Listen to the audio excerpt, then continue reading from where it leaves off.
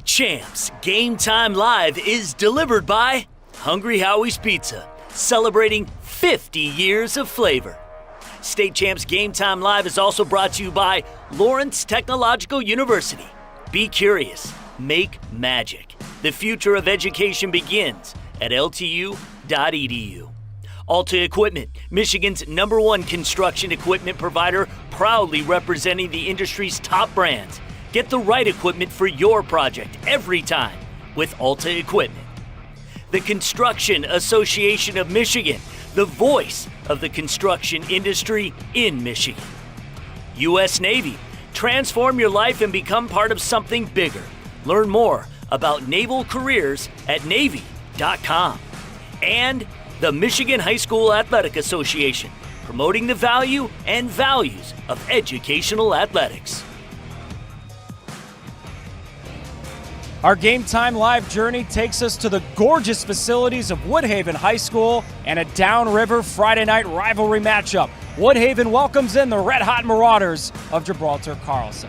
Welcome onto the field in a very important ball game for these two clubs. Evan Stockton with you, Grant Perry coming along in just a second. We've got Liz Kuhn on the sidelines as well. By the way, however you're watching, whether it be on that State Champs YouTube channel or on the CBS Detroit mobile app, thanks for making us a small part of your Friday night, however you're spending it. All right, Grant, so here's the deal with Woodhaven. It's a program that's been very good over the last decade or so. 7 straight winning seasons. It's also a program in flux. Brand new head coach, a lot of young faces. And the simple fact is, coming in with a 2-4 record tonight, they want to make the playoffs, they got to start winning ball games. Yeah, it starts tonight, and especially for Woodhaven, it really is a back against the wall mentality. Coming into this season right now into this game 2-4, 2-3 in conference play with wins over Taylor and Wyandotte. And this is a chance for this team to instill confidence not only for themselves, for the community, for the coaches. And it starts in the backfield with number 4 quarterback Ben Kolajasic. With over 700 yards passing, 16 touchdowns. Alongside of him is number 24, their running back, Easy Ibrahim, who's going to have a big day today. If statistics show you anything, 90 carries, eclipsing 500 yards rushing. And then it matriculates out. If the O-line can get a push, and if those guys can get a good start, then speedy receivers like Mo Tyler get going, and Jordan Anthony Pepper. So look for those guys to be a name today. And then on the other side, Carlson is coming in hot. They've won 5 out of their first 6 games. And Grant and I, our whole crew, have been blessed to see a lot of really good high school football talent in Michigan so far this year. Tonight, Grant, the whole state is going to learn about this really good running back that Carlson has. Yeah, they are. And Carlson's kind of sitting on a little bit of a hidden gem tonight, and I think it's going to be released tonight. And I think everyone's going to be put on watch, the state included. This kid can flat out play. Comparisons from their head coach to Derrick Henry. Stiff arm as nastiest as they come. Over 800 yards rushing, 20 touchdowns through the first 6 games, and is only a sophomore. And also last year as a freshman was the fastest freshman in the 100-meter dash. So that's just saying something, right? He'll run you over and he'll also run away from you. So that's a guy to watch out for, and he's kind of the heart and soul of that Carlson team. We've got a little chill in the air. Finally, let's play some football on a Friday night. Carlson and Woodhaven in a rivalry ball game coming up right after this.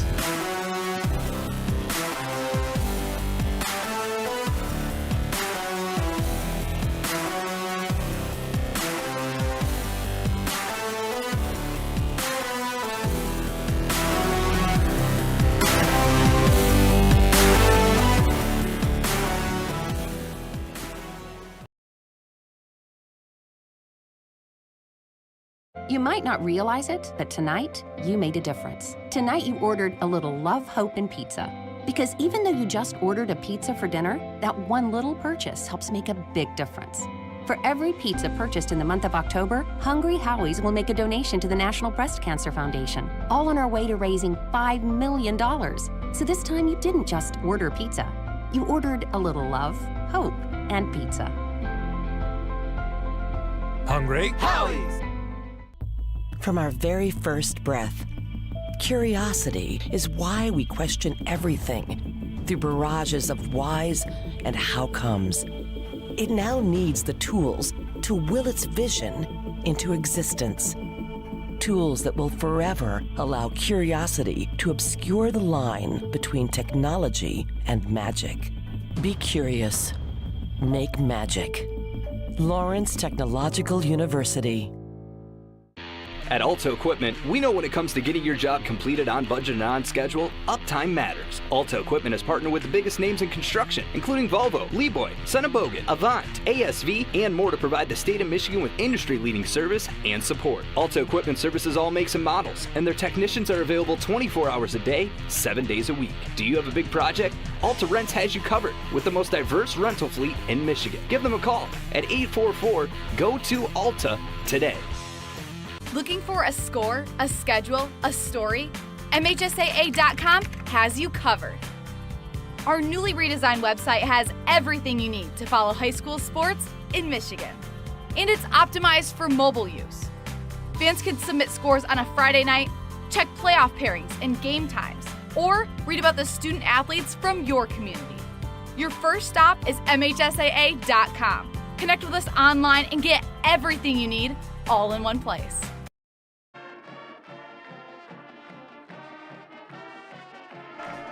Bands on the field at Woodhaven High School.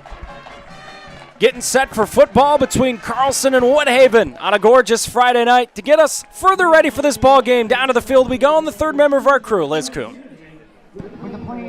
Hey guys, welcome into Woodhaven High School for a rivalry matchup against Carlson. My name's Elizabeth Kuhn. I'm going to be hanging out with you guys all game long. Woodhaven just really looking for a win here tonight. They're sitting at 2-4 on the season. Coach said that this really young team has been improving week after week. He just said that we have to play a complete game of mistake-free football, and we haven't done that so far this season. Carlson on a 5-game win streak. They're looking to get another one on the road. We're excited. The energy in here is great. Evan, we're excited for a good one. Back to you. Yes, we are. The energy is fantastic. The slight chill in the air is also fantastic. I won't reveal which member of our broadcast crew has put on the heavy coat that was gifted to him before the game, but I can confirm to you it's not me. Now, Grant, who could that be? Well, if you do math, that leaves one of us, and we saw Elizabeth didn't have a coat on, a nice vest, so that would leave me. I did catch a little chill, but nonetheless, it's football weather. I'm excited to go and, ready to see these two teams go head-to-head. Fun trip for us downriver to see Woodhaven against Gibraltar Carlson. We've been blessed so far this year to go to DeWitt last week. Before we go any further, by the way, what a game we had last week. I know Grand Ledge lost to DeWitt, but Grand Ledge was on their 4th-string quarterback and almost won. You and I, Grant, are still kind of marveling at that. Yeah, that was a first for me. I mean, you play football and injuries happen, but I mean, I've never been a part of a situation nor seen one where 4 quarterbacks have entered a game or your starting quarterback's out and then 3 come into the game. And for them to stay competitive in how they did and they kept catching sparks from each quarterback that came in, really was exciting to see and made it a really good game. Also had the chance to travel to the west side in East Grand Rapids. Not to further look ahead to next week, but we will have a great matchup next week. Davison against Grand Blanc and that unbelievable facility they have at Grand Blanc. And then we wrap up our regular season slate with a trip to Traverse City. Nothing wrong with a trip to Traverse City, Grant. We're just going to have to save a few extra bucks in the old wallet for that trip. Yep, I've never been, but I'm excited to go.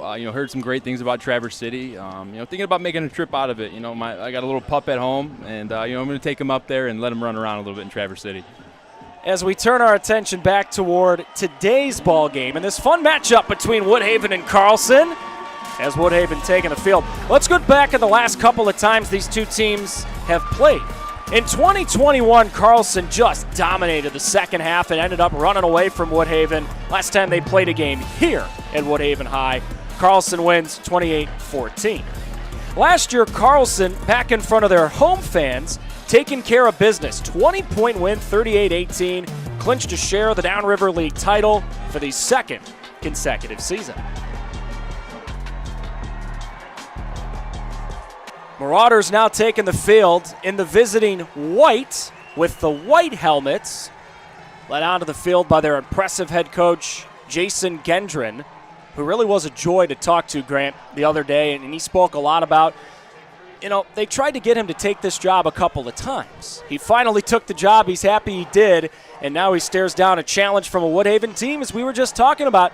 These guys kind of have to win to keep their season alive, so they're bringing their best effort tonight. Yeah, they're bringing their best effort not only because of the situation that they found themselves in, 2-4 in the season, 2-3 in conference play, but also because, this is a big rivalry game. And the motivation from coaches doesn't necessarily have to be over the top. These players know each other. It's a tight-knit community.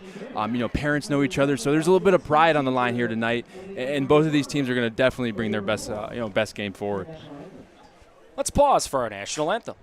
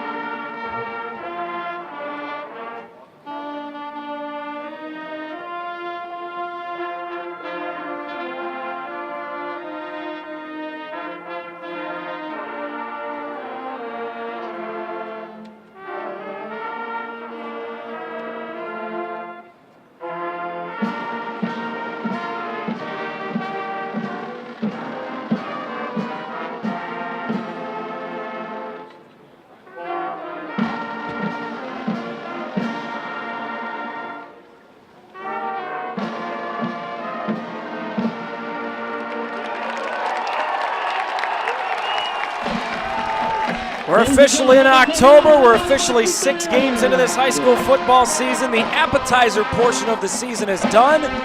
We get into the entree. We get into the meat of the season. Big one coming up tonight here at Woodhaven High School.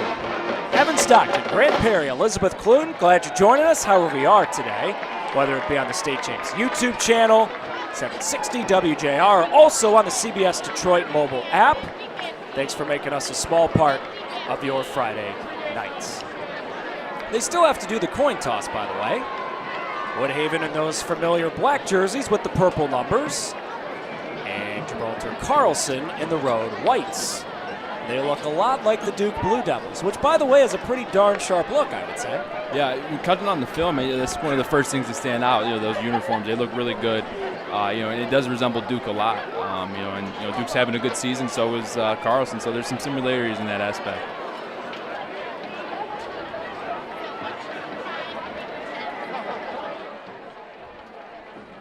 Officials presenting the coins to both of these teams. Carlson coming in at 5-1.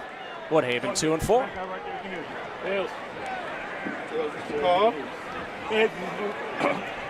You guys have won the toss. What would you like to do? Trey, would you guys like to get? Try to get back that way, please.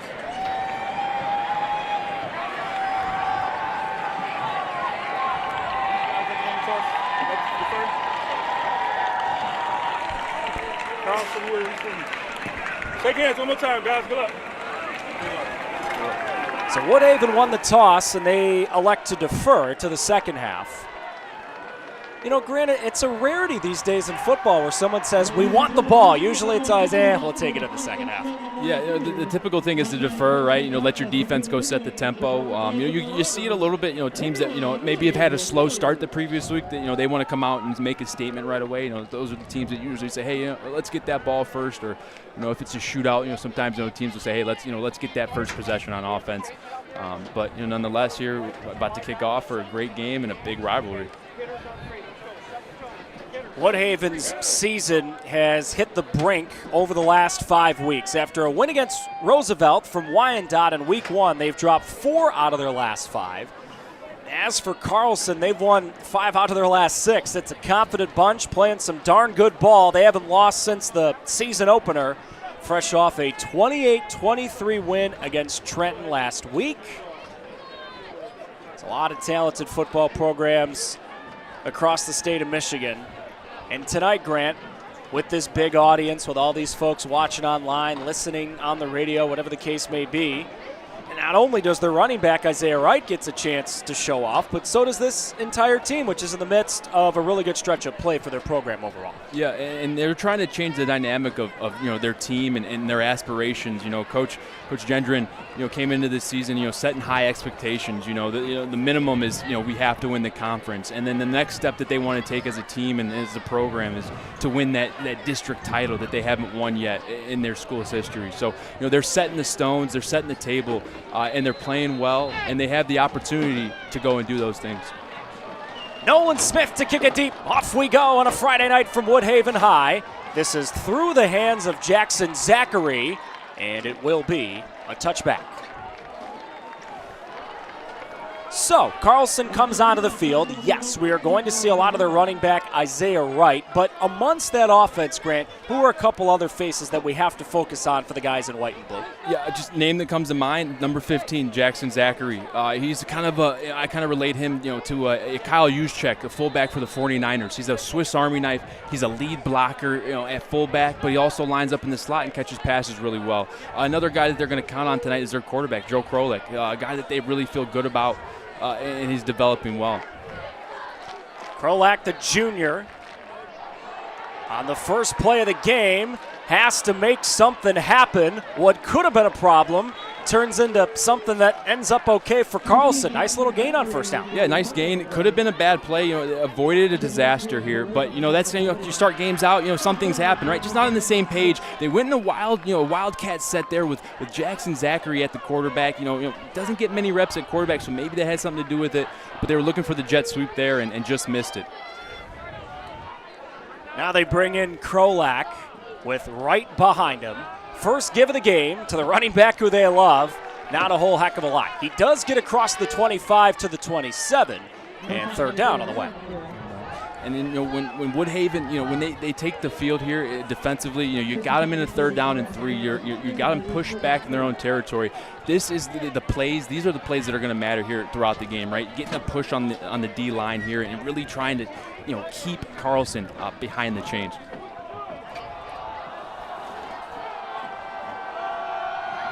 Strength of the formation shifts to the right side. They fake it that way and throw a completion for a first down. Landon Vita makes the catch and moves the sticks. Good job there by Landon Vita. Getting open. They had free access. Woodhaven here is going to be in off coverage. They're going to be in a cover 3, 1 high zone. So there's going to be some of those throws there, and they just connect there and move the change and just get the first down there and do a good job at it. Second run of the game for Wright. This one pretty darn good. Told you he's powerful, lowering that shoulder for a first down gain. Yeah, on the year he's averaging upwards of 8 yards a carry, so a 10-yard pop there on his second carry. It's going to be something we see all tonight. I like the matchup. They're quickly to the line and giving it right back to Wright. He's running hard again. On the Zoom call with their coaching staff, when they compared him to Derrick Henry, we chuckled a little bit. Well, it's taken multiple guys to bring him down so far. Yeah, he doesn't go down easily. And the fascinating thing about him is he's always looking to get an extra yard. He's got great ball security as well. That's something that you worry about in young players. And he's a sophomore, but he runs with a determination and an effort that it really isn't matched. Right back in his mitts. This time, nothing. Woodhaven rallies to the ball nicely defensively. Good rally to the ball. That's going to be a big emphasis today for Woodhaven today. Really getting to that ball. Multiple hats to the ball is going to be key, right? Because it's going to be hard to tackle number 5 Isaiah Wright for Carlson. So you got to bring the party to the ball.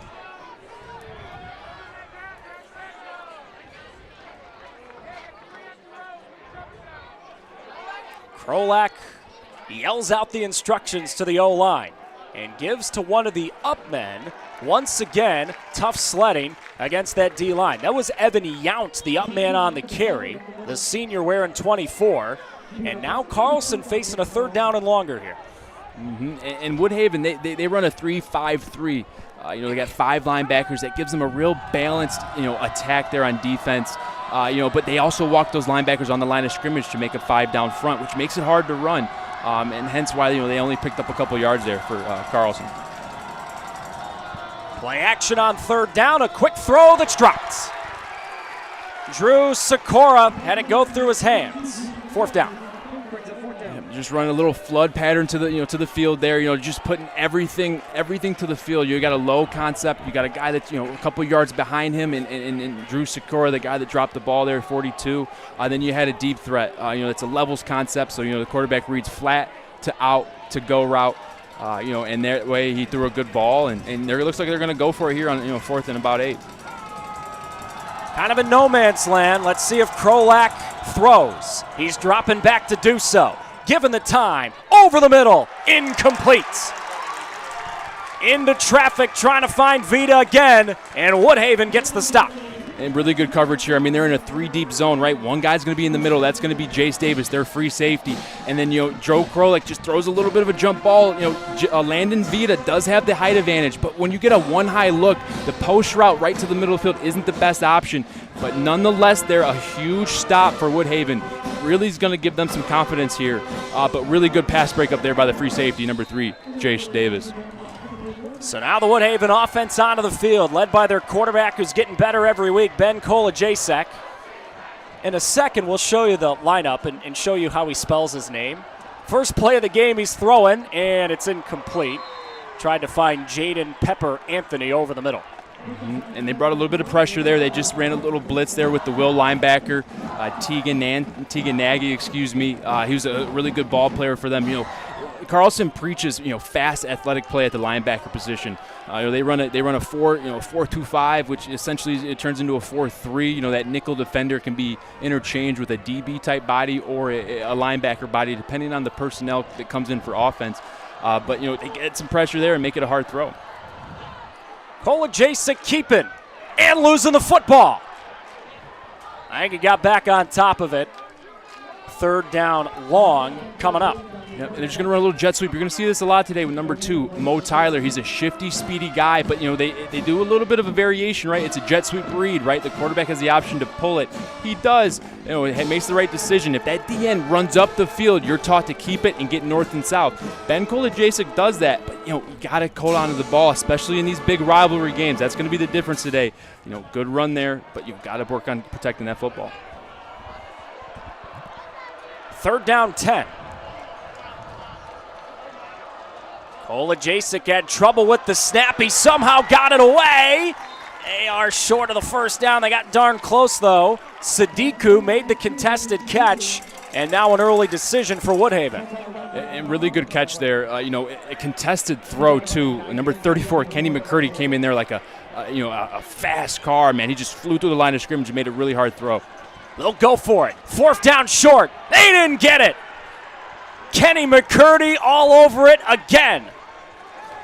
And Kenny McCurdy, we're calling his name already twice. He's making a great play. They're just going a little QB lead, power, outside zone here. And then Kenny McCurdy, when you want to get to the outside, you got to block the edge defender. They bring that Will linebacker up on the edge there. He sets the edge, makes the tackle. And so far, we've seen 2 defenses make huge plays, right? Woodhaven got their defense off the field with that 4th down stop, and so did Carlson. So we're just waiting on who's going to explode on offense here.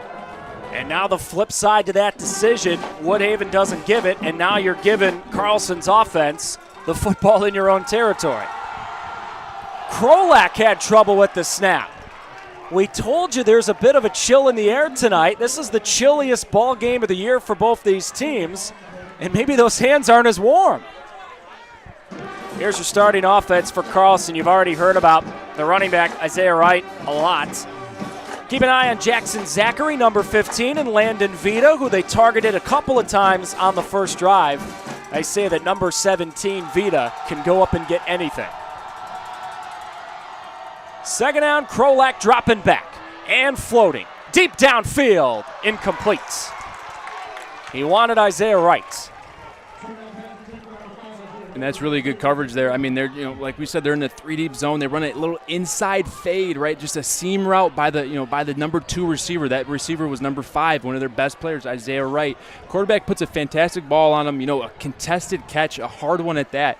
But when you're in a cover 3 defender, you're taught you got to protect your 3rd, but you got a midpoint 2, right? He does not responsible for the flat, but he sees number 5, Isaiah Wright, getting depth. He gets depth, makes it a hard catch, and an incompletion. 3rd down and a mile. They'll pitch it to Wright. There's a lot of room on the left side. Wright got a block. Isaiah Wright is close. On the initial spot, he's got the first down. Are you kidding? On 3rd down and 17? I mean, and you want to talk about everyone gets involved in the game. Watch the quarterback here. Watch Joe Krolik get on the edge. It's a little toss sweep. He's going to say, hey, follow me, Isaiah Wright. I'll lead you to the promised land. Gets down there and makes a great block, and so does Landon Vita there on the edge, making that a conversion on 3rd and long. Right back to Isaiah Wright. Once again, a first down gash to get another first down. And like we hit on in the opening, Evan, he's a track kid playing football, and he's still so raw, but the talent is tremendous. The ceiling's so high for this kid. I mean, but when he's hitting this hole, it looks like he's just getting off the block on a 100-meter dash. I mean, he's hitting it fast. D lineman can't even see him getting through. He's on the second level fast. Here he goes again. Shimmying his way across the 20-yard line, and Carlson doing an excellent job staying ahead of the chains with this consistent approach from Isaiah Wright. Yeah, I'm sure they're a little upset with how their first drive went. So, they played Carlton Airport week 1, and one thing they noticed was that Isaiah Wright only had 6 touches, and one of those touches was a big touchdown run. So, statistically speaking, 1 out of 5 touches is going to be a big play, so they're going to make an emphasis to get him the ball. Tried him again, this time a decent job by Woodhaven rallying to the ball. That's Pee Wee Phillips on the tackle. Still, though, another good gain, and 3rd down awfully short coming up. Yeah, and 3rd down and short, you're going to expect run here, but, if you're Woodhaven, you got to mix it up a little bit. You run this 3-5-3, which allows for some really fun blitzing combinations. So, I'd expect them to try to do their best there. Krolak right to the line. Sneak it ahead, get the first down. That is the most popular play in football. Yeah, it is, and made famous and made controversial by the Eagles there. They didn't have the Hurts push on this one. Joe Krolik handled it himself and picked up the first down. Into the red zone goes Carlson for the first time tonight. Give to Isaiah Wright. Not a lot that time. Maybe a couple of yards. Caleb Perez, big number 71. The freshman, one of the men in there for Woodhaven. Good job by Caleb Perez. He plays that nose tackle. He's in that 3-5-3. He's that what we call a zero shade, right? A zero tech. He's head up on the center, and his job is just to cause havoc. And he did a good job there bringing down Isaiah Wright. They fake it to Wright. Roll Krolak, who's got a lot of room. He's running for the corner, lowering his shoulder and fighting for a touchdown. Oh my goodness, Joe, what a play.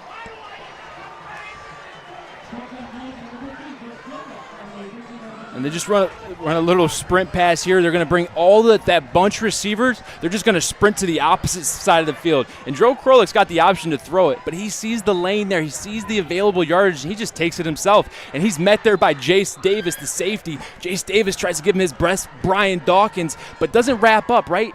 Joe Krolik doesn't quit, gets in the end zone there, and you got to wrap up on these tackles. So, really good play there by the Carlson offense, and way to come back here and get a score. You're playing away, you're playing in in an atmosphere that's not friendly to you. You got to make them be quiet. So that's a good job quieting the crowd. Good job getting on the board.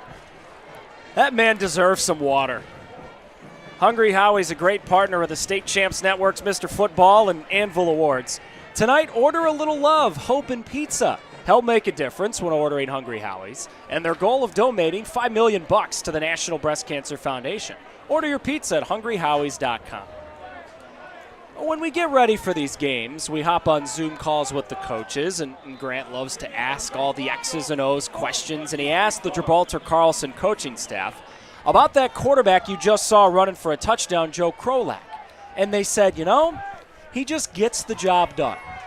I'd say that last touchdown run was getting the job done. Yep, and they made an emphasis to say he is progressing. He's a younger player that that is learning how to become a leader, learning how to really take control of this offense, and they want to see him make smart decisions. And what he did right there was a fantastic decision. Yeah, he could have threw it in the end zone. He had a couple guys running on the back end line, but when you see green grass, especially at the high school level, you're going to go ahead and try to put it in yourself. Good decision, good play, and good job there by Carlson and Joe Krolak. That kick from Ostrowski firmly off the side of his foot. They're really confident in their kicking game with Kyler, the converted soccer player, but that one was just a mishit. A little bit of mishit. And Coach mentioned during the week, he said, we like to do these pooch kicks. They've actually recovered one where the return team hasn't been able to get up to the ball and recover it in time just because it's such an awkwardly placed, it's essentially like, you're a golfer. Yeah. It's essentially a chip shot on the green, right? If you can place it right, it sometimes gives you a friendly bounce. And that one didn't quite stay in bounds, but I have a feeling that won't be the last one we see tonight. Remember as well, when a kick goes out of bounds, you can elect to make the team re-kick. And Woodhaven is electing to make Carlson re-kick, as that Carlson offense gets a well-deserved breather.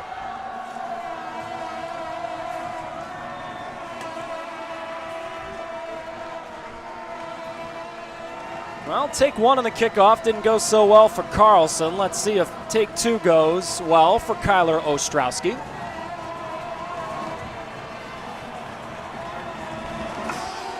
This one a whole heck of a lot better, but Woodhaven's got a chance for a return. They're running left and not even making the 30. Excellent tackle in the open field by the Carlson special teams group. Alta Equipment knows when it comes to getting your job completed on budget and on schedule, uptime matters. Alta Equipment partners with the biggest names in construction with industry-leading service and support. Give them a call, 844-GO-TO-ALTA. So, Grant, that last drive for Woodhaven, they elect to go for it near midfield and don't get it. They did not try running Ibrahim at once on that first drive. They will pitch it to Izzy Ibrahim here, and he's got some real estate across the 30, lowered his shoulder. Nice little gain on first down. Yeah, and Woodhaven, they like to throw it too. Talking to Coach Nuff said here this week, he said, we like to be balanced, but we also like a good pass and attack. And we got some receivers that can go make plays, and Izzy Ibrahim is a guy that can also get it done with his feet.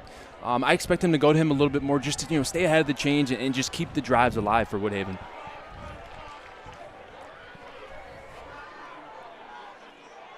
Ibrahim again.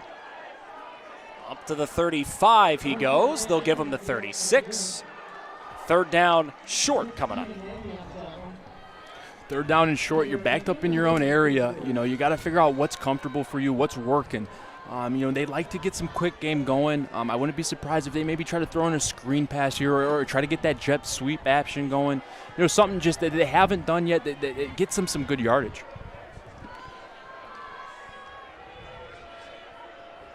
Kolajasic in the gun, running all the way and into a wall. Noah Derwick said no. And Noah Derwick is a guy we're going to hear a lot of tonight. He's one of two seniors on this defense that it just commands respect. And if these D linemen play well, it allows him to play fast, right? If you can maintain those double teams as a D lineman, it allows your linebackers to really penetrate the defense and play your gap, a second ahead of the offense. Noah Derwick does a fantastic job there of read and run, reacting fast, and making them have to, punt the ball away here. Christian Grantham, their left tackle, is also their punter. One of the biggest punters I've ever seen, just hammered a gorgeous one. Carlson backpedaling to field it, and not a lot of real estate on the return for Zachary. They told us Grantham had a leg. They weren't lying to us. No, they weren't. And they said he was going to boot some. He said he could put it, sometimes, 50, 60 yards down there, and they weren't lying. Every high school sporting event in Michigan has one thing in common, the officials, and the officials are needed now more than ever. Go to MHSA.com for some more info, because without officials, it's only practice. Just about 10 minutes into a first quarter that has seen Carlson score on a Joe Krolak impressive touchdown run. Lowered his shoulder and tiptoed the sidelines for a touchdown. Here he's pitching to Isaiah Wright, running left with a lot of room. Isaiah Wright, first down again. Just an absolute load in the open field. Yeah, and they got some fun concepts. I mean, they're going overload to the run side here. They're going three bunch here, and they still got a receiver out front, and they're just going pin and pull, right? Number 68's getting out front, and number 7, Ethan Smith, with a great kick-out block on the edge to really let Isaiah Wright cut up in there and pick up a nice gain. They'll give it to him again. Spinning free again. He's still on his feet again. It just took 4 different Woodhaven Warriors to bring this guy down. Yeah, he doesn't go down easily, and this is nothing new to the Carlson team, but this is something that we're all witnessing for the first time, and it's just about the effort. I mean, he just won't go down. The ball security is there. He's holding on to it, really just fighting for every yard, and it helps when you got teammates that are blocking 10, 15 yards downfield, like Jackson Zachary there, just doing a fantastic job paving the way. All right, back to Isaiah Wright. This time, nothing. First man in there making contact, Trayton Fitzpatrick, number 57.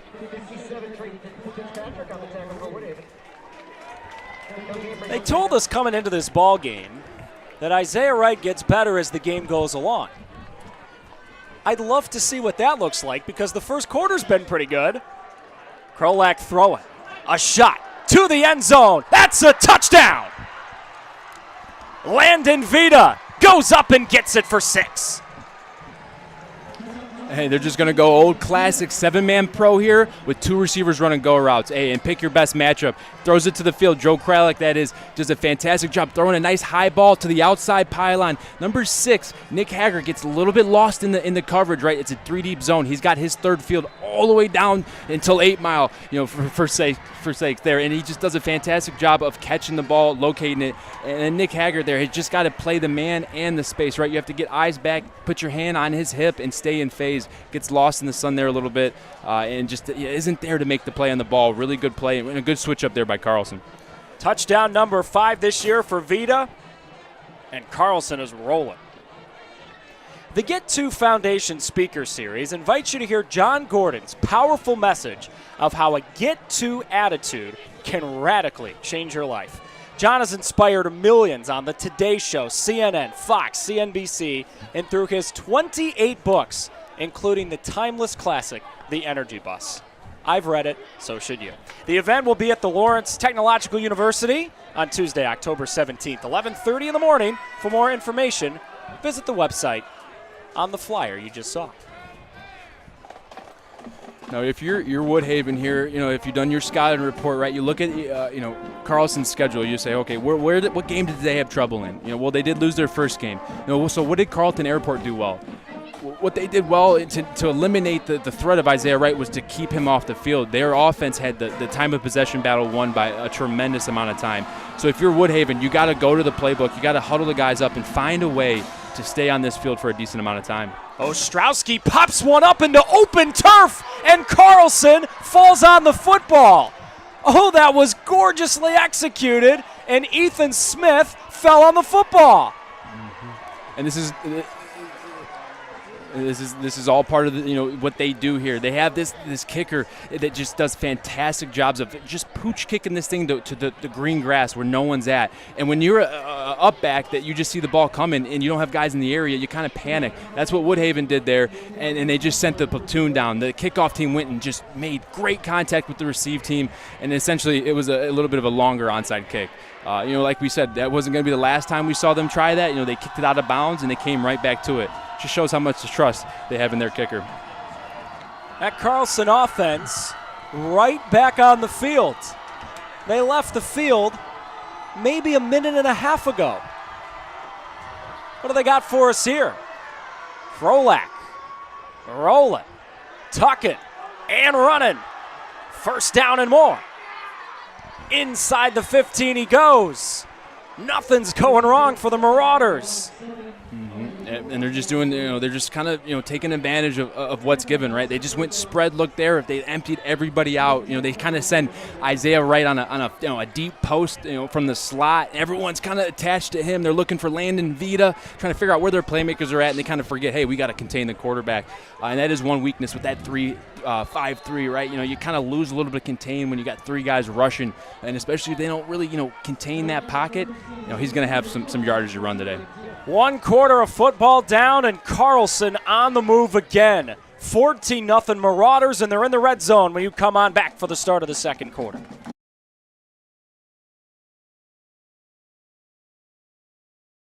You might not realize it, but tonight you made a difference. Tonight you ordered a little love, hope, and pizza. Because even though you just ordered a pizza for dinner, that one little purchase helps make a big difference. For every pizza purchased in the month of October, Hungry Howie's will make a donation to the National Breast Cancer Foundation, all on our way to raising $5 million. So this time you didn't just order pizza. You ordered a little love, hope, and pizza. Hungry Howie's! I said I'd never join. Then I wouldn't get to work on one of these! Never knew how strong I was. I figured I'd never get out of my hometown. Or be the one who stops an attack. Joining the Navy sounds crazy. Saying never actually is.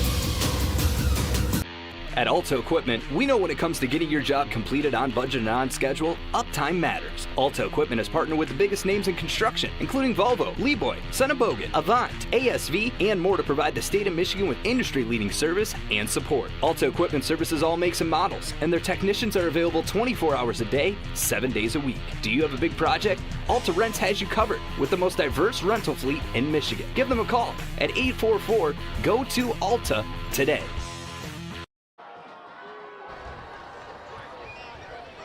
Hey guys, welcome back. Andrew Phillips coming off of an injury last season to his knee. Coach said that they had a lot of running backs go down with an injury last year. They threw him into the position without ever playing it before. He said he did a really good job, rushed for around 150 yards. He said on one of the last drives, though, that's when he suffered that knee injury. Heading into this season, he said he was really unsure of what he was going to be able to do out on the field. Coach said that as soon as those competitive juices started flowing, though, he was out there. And we've already heard his name a couple times tonight. He's doing a great job, Coach said. Guys, Number 5, Isaiah. There's another touchdown for Isaiah Wright.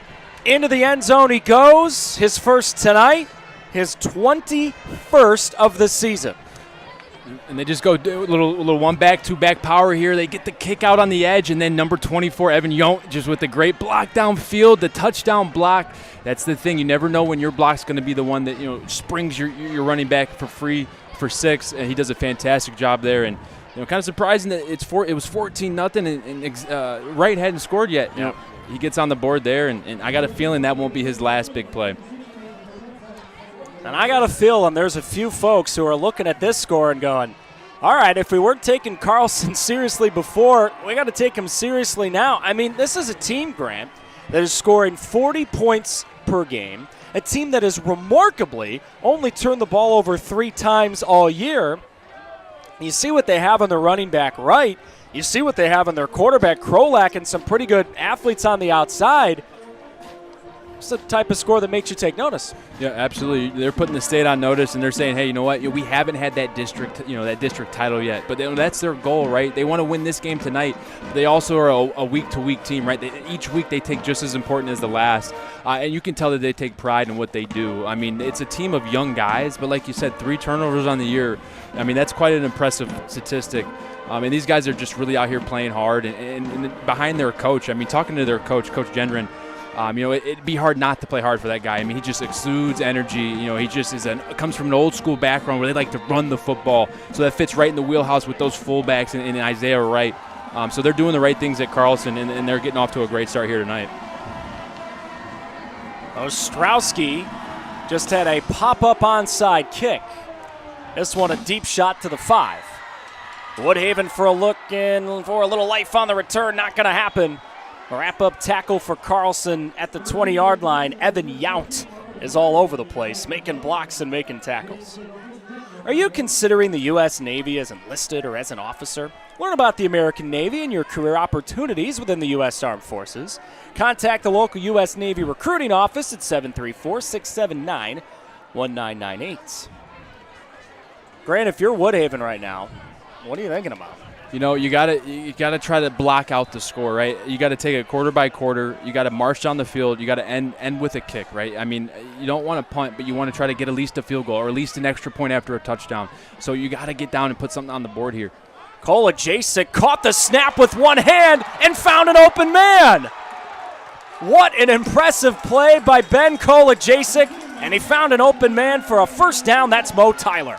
And Mo Tyler, the coach for Carlson, said we got to know where he's at all times. A little bit of a rough snap, but Ben Kolajasic stays with it, throws a dime right in the middle of the field in a slant route. And sometimes those slant routes get tricky. You're a linebacker dropping to your zone, and next thing you know, a guy's caught it, and he's circling the defense. And Mo Tyler is a guy that can do that. He's explosive. He's shifty. And he's a big playmaker for them. And if they want to stick in this game, he's going to have to keep producing and finding ways to get the ball and making these explosive plays. Man, what a shot of life that's got to be for that Woodhaven offense and that entire bench. Kolajasic giving to Ibrahim, who spins ahead across midfield. Okay, so earlier we showed you Ben Kolajasic as one of the starters for Woodhaven. He's got a very interesting last name. Here's how he spells it. You ready? Kolodzinejczyzyk. Pat, I'd like to buy a vowel. Can you please use it in a sentence? It sounded like you were at the spelling bee there. Ben Kolajasic just caught a snap with one hand and threw a fastball over the middle for a first down. Hey, it's going to take some spark plays, and that's a good heads-up play by him. First-year starter. Coaching staff can see he's getting better and better every game. Got a flag here. Kolajasic, part of the excellent baseball program here at Woodhaven that played for a state championship last year. You scout these guys, you get ready for this ball game, and there's a lot of guys who also play baseball. The baseball facility is right behind the press box, and it's one of the finer high school baseball facilities I've ever seen. As for this football coaching staff, they say for Ben Kolajasic, guy who's really a baseball player at heart, he's really getting this whole football thing pretty quickly. He's rolling away from pressure here. And he will be tripped up near the sideline. There is no flag as Jacob Collins touched him awfully close to being out of bounds. That was a close one there. It looked like they were trying to do a little bit of a QB counter, type read where, he can give it. They got pulling guards at the point of attack play side, but he decided to pull it. It looked like he was trying to throw it too a little bit, but receivers were downfield blocking, so he just tried to, had to eat that one and get as much as he could. Carlson earlier tonight converted a 3rd down and 17. Woodhaven needs a little bit of that pixie dust here. If I'm scouting a report here, I'm going to look in the slot here up at the top of the field. They kind of got a one-on-one type matchup with the way Carlson plays defense.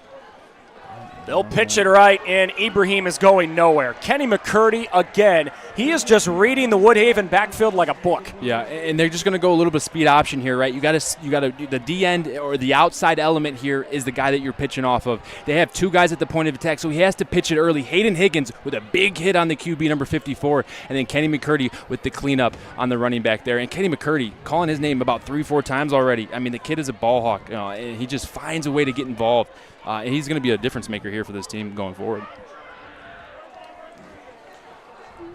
Grantham forced to punt for the 2nd time tonight. His first punt went nearly 45 yards. He has trouble with the snap here, and he's pelted. They are just flying to the ball like a pack of hornets right now. A massive hit for Tegan Nagy, and there is a flag. And this is a common theme here tonight is the bad snaps, the high snaps. That's not winning football. You got to tighten it up here, especially when you're down big points. And Tegan Nagy here just came in with a monster hit. I think that drew the flag, maybe a little, helmet to helmet there. But right now it's kind of just turning into bully ball. And Carlson's playing the bully role here. And it's just, Woodhaven's got to put a drive here together if they want to keep this thing competitive. The penalty is on Carlson. And remember, in high school football, the only penalty that gets you an automatic first down is anything that starts with roughing. So they'll mark off this penalty, and the Marauder offense that was on the field is staying on the field. It wasn't roughing the kicker, but it sure was a rough play there. That's for sure. That was a heck of a hit. And if it doesn't turn into a bad play for them, it pushed them back a little bit, but that's a big tone setter. A hit like that. Here's Isaiah Wright. More real estate. A stiff arm and a hard shoulder as he keeps on going near the 20. And they're just going to run the power until it gets stopped. And that's what Coach Gendron said during the week. He said, we're going to run it until they stop it. And if they can't stop it, you're going to see it a lot. And they do a good job there. They're doing really good jobs kicking out the end man line of scrimmage. And then that fullback, Evan Young, is just coming up through and just cleaning up the hole. But nonetheless, they're a really good tackle in open space there by Jace Davis. He's not an easy guy to tackle in Isaiah Wright. Here he goes again. Isaiah Wright was brought down in the open field that time.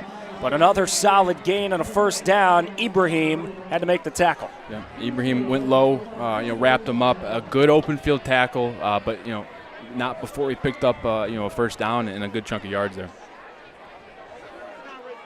Isaiah Wright scored on the last drive. Carlson sniffing the end zone again. Right back to Isaiah Wright. And he backpedals near the 5. In the nose tackle there, the zero tech, the guy lined up right over the center, Caleb Perez, really two-gapped that well. I mean, pushed the center back and then played into the A gap and really left no room for Isaiah Wright to sneak in there. Good play by him. D-line's going to have to really make an emphasis on really sound gap control here, trying to allow those linebackers to flow. A linebacker for them that is really good in Woodhaven is Tyler Dodd, and I'm waiting to give him a call out, because he is a good player for them. Krolak rolling right toward the pylon. Touchdown number 2 on the ground for Joe Krolak. That is the 3rd touchdown he's accounted for tonight. And they're just beating him with speed to the edge. I mean, if the perimeter's there, they're going to take it. And they're just going to you just send the motion. They're getting a man at the line of scrimmage. You're just going a bootleg, a naked boot, and then it's just a race to the pylon. He's got 2 blockers in Evan Yount and Tyler Reese just out there paving the way. And then just speed wins at the end of the day, and Joe Krolak is showing some impressive speed today. Carlson absolutely rolling. Ostrowski makes another extra point. Carlson has entered tonight, and on the back of that junior quarterback, Joe Krolak, making a statement. Yeah, he's having a really big game. Coming into this game, we thought Isaiah Wright was going to be the guy to come out and do it, but they're getting help from everyone around him. And Carlson is coming out with a really complete attack here so far. By the way, the next home football game for the Lawrence Tech Blue Devil football team tomorrow night, 7 o'clock against Concordia. The ball game's on TV 20 Detroit, 7 o'clock. Grant Perry, John Snow, John Goebel, Elizabeth Kloon, and me, Evan Stockton, are calling the game. For more information, go to ltuathletics.com.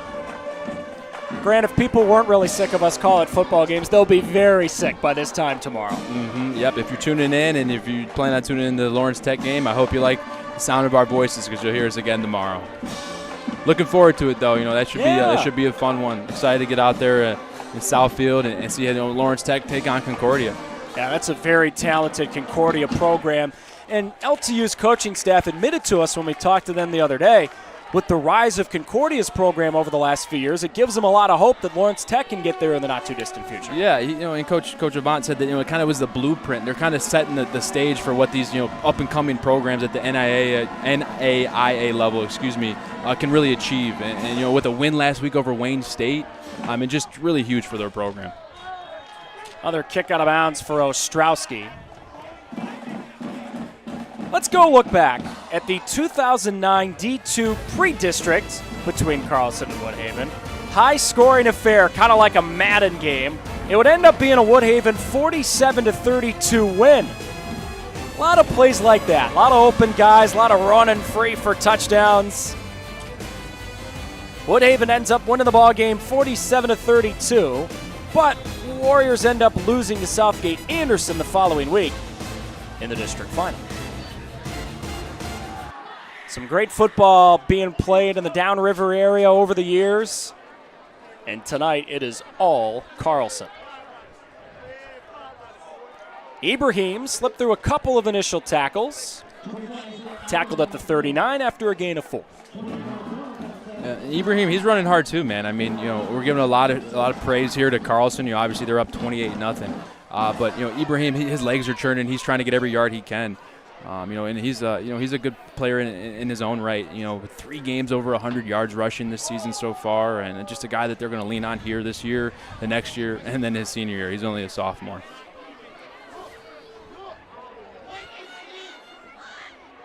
Kolajczyk off play action. That's a great catch again by Mo Tyler. First down, Woodhaven. He's only listed on the roster at 5'5", 140, but you get that ball to number 2 in black and purple, and he can make it happen. Yeah, you want to find where he's at. You want to throw the ball his way. A really good scheme there. And when you watch the film of Woodhaven, the quarterback, Ben Kolajczyk, he really thrives and really excels with the play action pass, right? They run a little bit of a power action where that guard's pulling, but they're still pass blocking, and then they're going to throw the out route. But it sucks up the defenders. That flat defender, his eyes go inside and thinking it's a run because he's reading his keys, and then they just had the easy flat there to Mo Tyler. Woodhaven into Carlson territory. Ibrahim on the run. Lowered his shoulder and pushed a man backward. That was Hayden Higgins along for the ride. Nice gain on first down. Mm-hmm. Hayden Higgins, he's showing up too. Really physical at the point of attack. Just striking and shedding. But Woodhaven comes back with a little bit of a mirror concept, right? They run the power pass to the boundary here last play, then they go power to the field, right? So then they give a run look, and they pick up a nice chunk there on first down.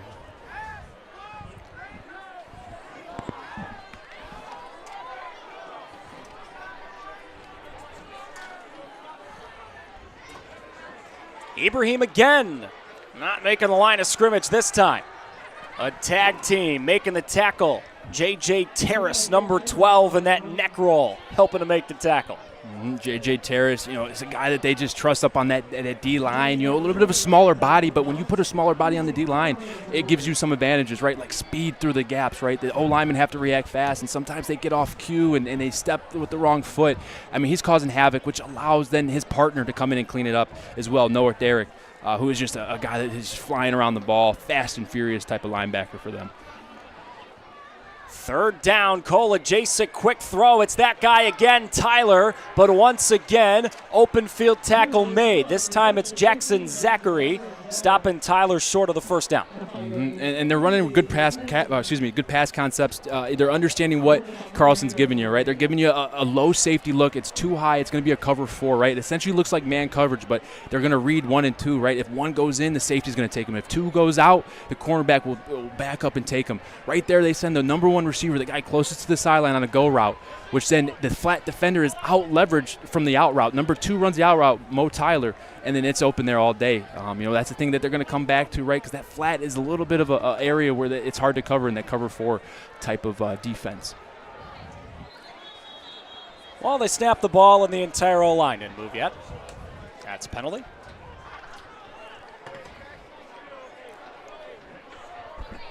And now Woodhaven is bringing extra bodies on the field. Looks like a punt.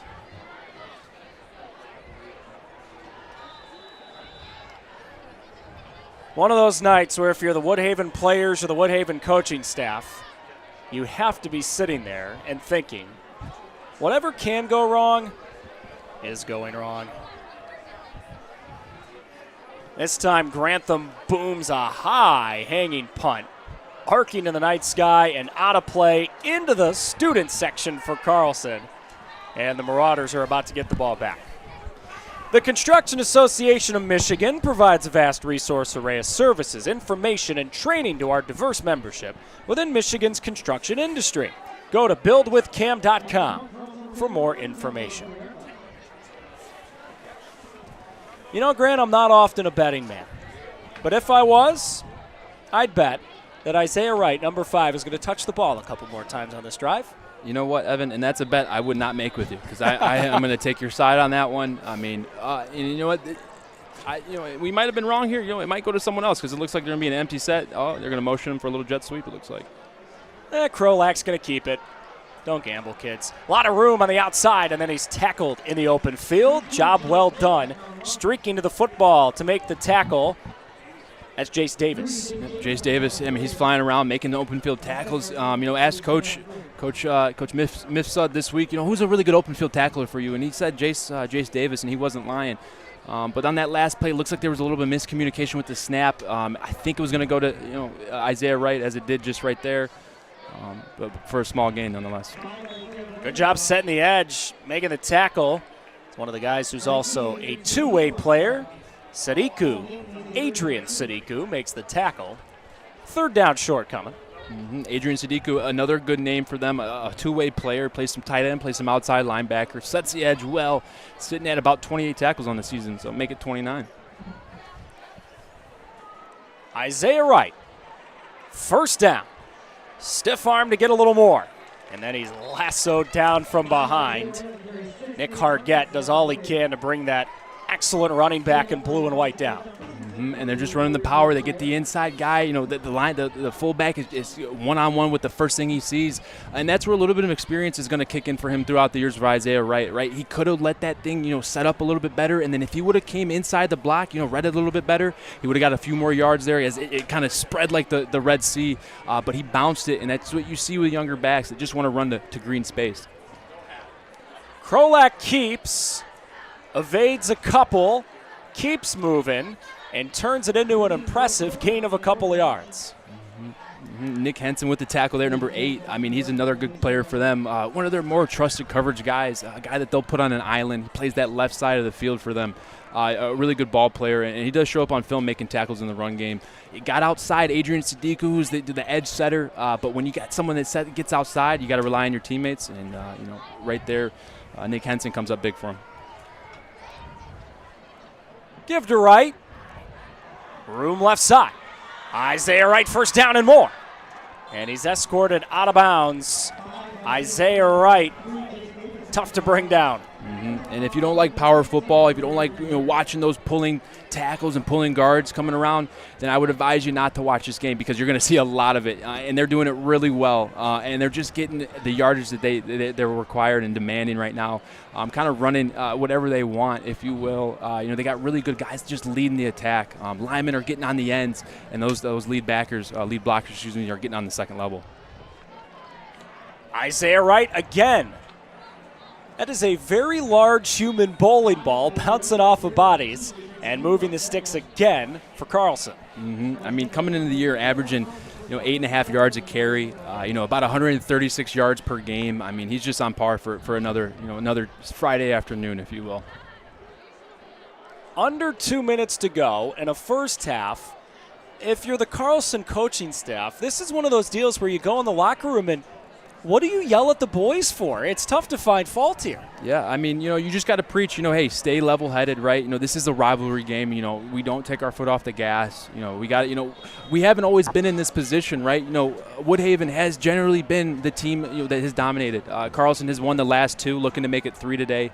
But Woodhaven is a team that has been there, has had success. So if you're the Carlson staff, you're just preaching, keep the consistency, keep the effort, because they're getting a lot of effort on the edges with the blocks and getting onto the second level, and they're just making this a bully ball game, and they're winning that.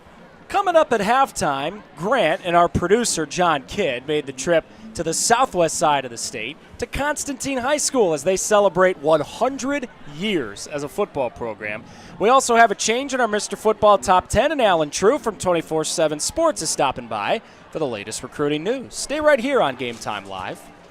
What, so you guys made a trip, and where was my invite? I don't think I was busy that day. We know how good your opens are, and we know how articulate you are. But a young fellow in the game like me, I had to get my feet wet this past weekend. So, past week, excuse me. So, I just decided, hey, John, let's leave Evan out of this one, and we'll go ahead and handle this. All right. I'm just giving you a hard time. Well, thanks for the afternoon off, boys. I appreciate it. I should have found a golf course with the weather this week because it's cold now, and I wasted my opportunity. Isaiah Wright bobbles the pitch, gets it again, keeps moving, and still gains a pretty good chunk of yards on first down. And they like this 4 receiver set. There's some tight ends mixed in there, but they get 4 receivers to an edge, right? They go a little tight bunch right off the tackle with a split receiver way out there. Really just trying to create extra gaps. You got your A, your B, and your C. But when you bring 3 other guys to the play, it creates a D, an E, and an F that teams don't necessarily have the practice covering, and they're just taking advantage of that. Same play. Isaiah Wright with an unsimilar result. bodied down by a couple of Warriors over there. That does keep the clock moving. Yep, they go back to the boundary here, trying to run a little halfback toss here to the edge. But good defense here by Woodhaven, coming through. Xavier Barnes, a guy that has great length and great potential. 6'5" defensive end that plays that 5 tech, which is outside shoulder, to head up of that tackle, offensive tackle. Do you know you can reach a large family audience through high school sports? State Champs Network has recorded the journey of high school student athletes for over 2 decades. The successful Game Time Live during football season sold out, but opportunities available for winter sports, including Game Time Live for boys and girls hoops, hockey, maybe some cheerleading. If you're interested in getting your brand in front of a passionate and targeted audience, reach out to John Watson from the sales team for more info. His contact info is jwatson@statechampsnetwork.com. Let's not go too far and say, Game Time Live is successful. There is a way that Grant and I could, mess this thing up in the last couple of weeks. I've been told, Grant, that you're first on the depth chart to call cheerleading, as Isaiah Wright is tackled shy of the first down. You don't want that, because I will get out there and I will make it my new thing. I will become so in-depth. I will learn all the flips, all the tail tucks, and all the nuances. So keep me in the football world, because that's where I'm usually at, but don't let me get into that cheerleading world. I will take it over. I saw that one touchdown you scored against Cincy, stretching over the goal line. That was a pretty good flip, dude. Yeah, good flip, good extension. When you get close to that end zone, you're taught not to reach the ball unless it's a 4th down or a 2-point conversion. I broke the rules there a little bit selfishly, and when it works out, you get a little chew out, but then they're all right, next play, you didn't fumble, life's okay. Are you saying that sometimes Jim Harbaugh will yell at you? Is that what you're saying? When you mess up and you're not doing your assignments, sometimes you get a little chew out, as any coach would get in you after a bad play. First half finishes after this.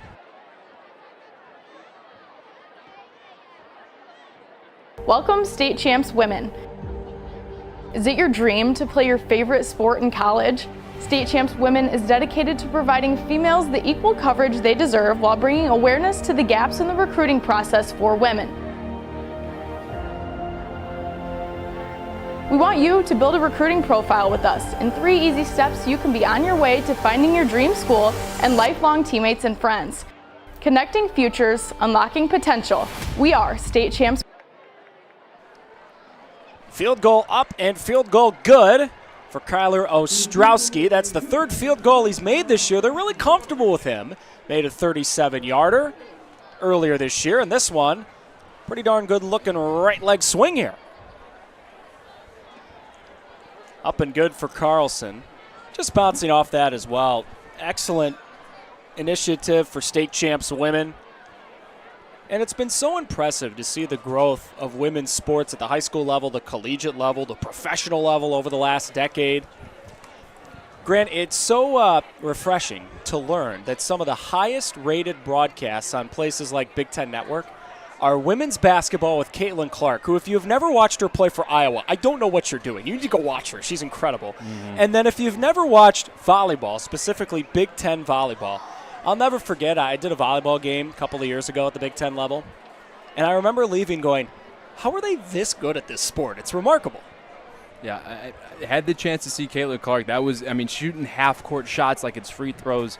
Had that Iowa, team going crazy. My girlfriend actually just finished law school in Iowa, so I actually was out there when they were doing the champion or the pre-championship run celebration, so got to see a little bit of the festivities. That was pretty fascinating. She's a heck of a player with a really bright future. As far as volleyball, I haven't tuned in yet, but now that you say it's impressive, you have my word, I will. Ostrowski squibs it on the ground, and it's fielded by Woodhaven on the run. The return across the 25. As the first half is over. That was a heck of a first half for Carlson. Coming in, a rivalry game against Woodhaven, and it is all Marauders. A lot of Joe Krolak, a lot of Isaiah Wright, and a lot of good things for the boys in blue and white. They've won 5 out of 6 coming into the week, and they are well on their way to 6 out of 7. Their head coach, Jason Gendron, standing by with Elizabeth Kuhn. Coach, a great position to be in heading into the half. What do you want to continue to see offensively? Yeah, this is exactly the start that we wanted. Firing all cylinders right now offensively. Really good quarterback play out of Joe right now. Isaiah's doing his thing, so just want to keep it going. Firing on all cylinders, all three phases of the game. So really pleased. That's the start that we wanted. Absolutely, and there's been some big plays. The energy is just contagious out on the field. How do you keep that going into the second half? Yeah, that's our culture. That's how we do things around here. And a lot of these kids work hard in practice too, so I know they're hungry to get their shot. So got to finish the job, stay hungry, and keep it going. Yeah, and what's going to be the message to the guys? This is a rivalry game. Anything can happen in a rivalry game, so we never take this one for granted. Want to keep it going. Thanks, Coach. Good luck. Appreciate it. Evan, back to you. Jason Gendron saying what Grant Perry just said a couple of minutes ago. Great minds think alike. It's a rivalry game. Anything can happen. Carlson off to a heck of a start, though. 31-0 over Woodhaven at halftime. And we're back after this.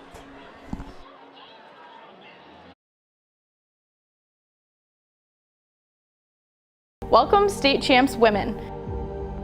Is it your dream to play your favorite sport in college? State Champs Women is dedicated to providing females the equal coverage they deserve while bringing awareness to the gaps in the recruiting process for women. We want you to build a recruiting profile with us. In 3 easy steps, you can be on your way to finding your dream school and lifelong teammates and friends. Connecting futures, unlocking potential. We are State Champs Women. You might not realize it, but tonight you made a difference. Tonight you ordered a little love, hope, and pizza. Because even though you just ordered a pizza for dinner, that one little purchase helps make a big difference. For every pizza purchased in the month of October, Hungry Howie's will make a donation to the National Breast Cancer Foundation, all on our way to raising $5 million. So this time you didn't just order pizza. You ordered a little love, hope, and pizza. Hungry Howie's! At Alto Equipment, we know when it comes to getting your job completed on budget and on schedule, uptime matters. Alto Equipment has partnered with the biggest names in construction, including Volvo, Leeboy, Bogan, Avant, ASV, and more to provide the state of Michigan with industry-leading service and support. Alto Equipment services all makes and models, and their technicians are available 24 hours a day, 7 days a week. Do you have a big project? Alta Rents has you covered with the most diverse rental fleet in Michigan. Give them a call at 844-GO-TO-ALTA today. Every high school sporting event in the state of Michigan has one thing in common: officials. Every game, every meet, every match. Without officials, there'd be no touchdowns, no three-pointers, no face-offs. Without officials, there'd be no games. Officiating is a great way to give back to your community and stay involved with the sports you love. And officials are needed now more than ever, because without officials, it's just practice. Hey State Champs Nation, I'm Grant Perry. I'm over here on the southwest side of Michigan at Constantine High School, where they're celebrating their 100th year of football. I'm over here taking a look at what they're doing this week as they take on Kalamazoo United. They got some big festivities in store. Let's go ahead and take a look.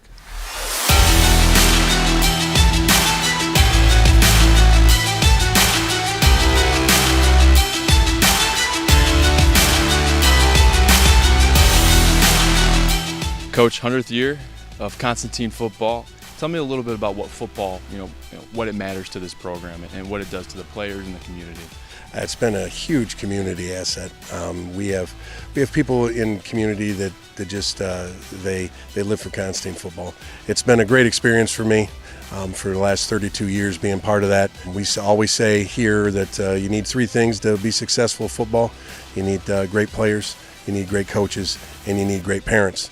And we've added into that by just our community and the people that come from all over that have been part of this, that make sure that this is a special thing for all the guys that get to play in it. Touch on a little bit of what this 100th year means to the community as well, because I know as a player in high school and college that the community that you play for is so important. The students that come out that really just give you the life and blood of the makeup there. But just touch a little bit on what the community means, especially in this 100th year. Yeah, I think that a lot of people didn't even know this was going to be the 100th year. You kind of have to count in your head how that works out. But I did all that work and last year actually, and yeah, what's happened is the people in the community have always supported all of our programs here. It's a small community, and in my time it was the only thing in town, and so everybody came, and that's not true anymore. But we still have that small town thinking and support. And the help that they will give you any way that you need it, whatever it is, if you're, like I remember the first time we were going into playoffs, everybody wanted to have a fancy bus.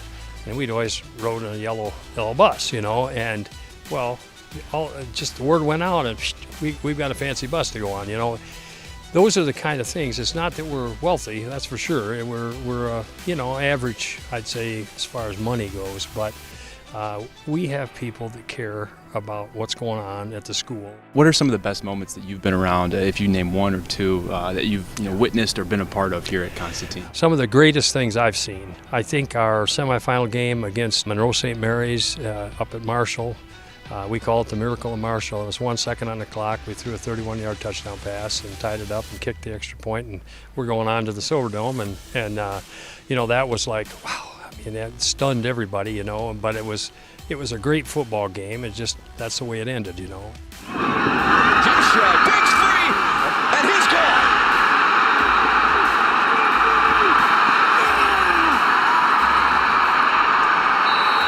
We've had success in the playoffs. We've had success in the regular season. But more than that, just the relationships you get with players and the kids. And now, after being here this long, to get the opportunity to coach players that I coached, it's a real neat experience. And one, I don't know that when you start out doing this, that's something you expect to have happen. But I've been blessed. That the people here in Constantine have let me be part of this and be part of this for so long that I'm able to take part in a lot of those memories. Going forward, how much this means to the community, how much support the community has behind you. Each Friday the games are packed and everyone's cheering. The student section's going wild. Just touch on the community aspect and how you guys want to put on and represent well for the community. Well, the community is always behind us, win or lose, and I'll say that's our main thing. I'll say before every game, we always tell each other, we're going to go into this game, we're going to put on a show for these fans. They didn't come here to watch nothing. I know they've been watching for years, but they're coming to see this team. I'll say that's the main thing. We're just happy the community's behind us, and we're just playing for the 100th year. When you're out on the field and you come out from the locker room and you see the bleachers are packed, there's people on top of the hill, I mean, it's a great feeling to feel that all those people come out to watch you. And, I mean, you score touchdowns, stuff like that, you hear the crowd cheering. It's a special feeling to know that everybody's on your side or in this community. So, yeah, we definitely feel we have to come out and represent. Being a part of this tradition and being a part of the 100th year, what is something that you're going to carry away from Constantine, moving forward later in life? Memory-wise, I'm going to just remember eventually in this game, I'll remember walking off that field for the 100th year game and seeing that crowd, how big it's going to be. Overall, I am going to take probably my work ethic, because this football program, since I've been here since 7, 8, because my dad's the JV coach, it's just inspired me to be a harder worker, work harder, because I'm obviously not the biggest, not the fastest, not the strongest. So you got to be better at something if you want to be better than the normal kid. Throughout the years, you obviously get a player for 2, maybe 3, 4 years, if they're a good player. Now, what are some things that Constantine football gives these players after they leave? Well, you talk about 2, maybe 3 years, but I have families for long periods of time. That's been the amazing thing as well. A lot of our names stay the same, and even a lot of them that are different. You got a mom that was part of a football family at some point, so that's been the great thing. When I talk to the kids out here, I can talk to them at a level that, because I remember their parents and their uncles, their aunts, uncles, things like that here at school. And when guys leave this program, it is amazing how it sticks with them. I get just all kinds of text messages, Facebook messages, those types of things shot back to me every week. Hey, good luck, coach. Looking forward to you playing, regardless who the team it is we're going against. And they always want to know how the guys on this year's team are doing. Is there anything that they need? Things like that. It's an amazing deal what happens here within our football program. And as I said, it's been a lot of coaches that have been here a long time and guys that put time and effort into developing young men, and that's really what it's about. And I think we've done a pretty good job of doing that. And I think that's the fact that those guys are coming back and putting so much time and stuff into our program it speaks volumes for how our coaching staff has done here in the last 100 years. To be quite honest with you, what's one thing that people outside the Constantine bubble should know about Constantine football, Constantine, the community, and the school? Well, I think, one, we exhibit and work hard at doing the right thing sportsmanship-wise. I mean, our people are fair and friendly with others.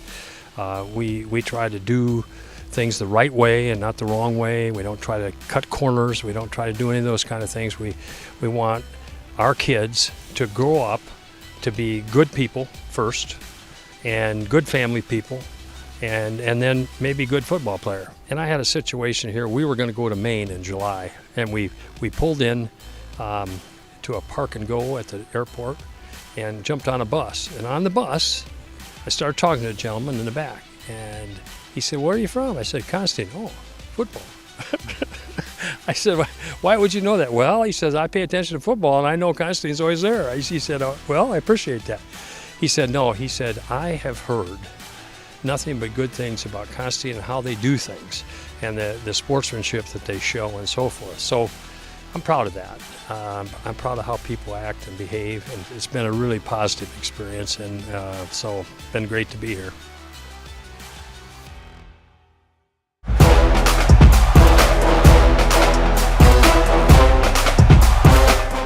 All right, what's up, Michigan? We're back for another update in the State Champs Mr. Football Award presented by Hungry Howie's. It's October, which means Hungry Howie's is not only celebrating 50 years of flavor, but for every pizza purchased during the month of October, Hungry Howie's will make a donation to the National Breast Cancer Foundation.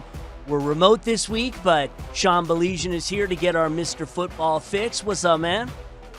How you doing, Lauren? And you know what? I want to publicly point out to everybody that my partner, Lauren Plant, was a prophet, because he told you last week, if you pay attention, he told you last week that there are going to be some changes, and Lauren Plant, you were a prophet. There are some changes. I was. I said it would happen, and it's happening. So, yes, making a change in the Mr. Football race. As it stands right now, Jacob Oden is leaving the top 10, but there's always a chance over the next few weeks he could play his way back in. Instead, going in is the longtime leader at Mason High School. His name is A.J. Martell. You should know him if you don't know him.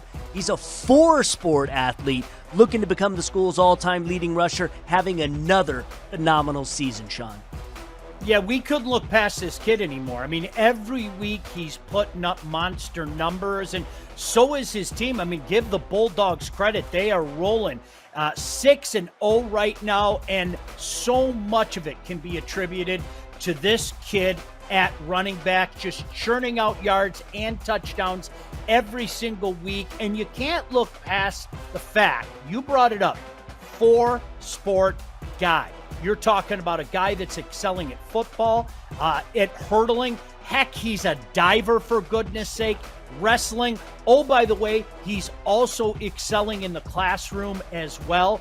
A GPA well north of 4.0. We couldn't ignore him anymore. With the success that Mason has had the last few years getting to the state semifinals, they may make a run for all the marbles this year in Division III. Now, speaking of the vote, Waterford Mott's Caleb Osborne leading 43% of the vote. Let Caleb cook. I mean, you can cast your vote today. Do it often at statechampsnetwork.com. Just scroll down until you see the Mr. Football banner. Sean, we'll see you next week.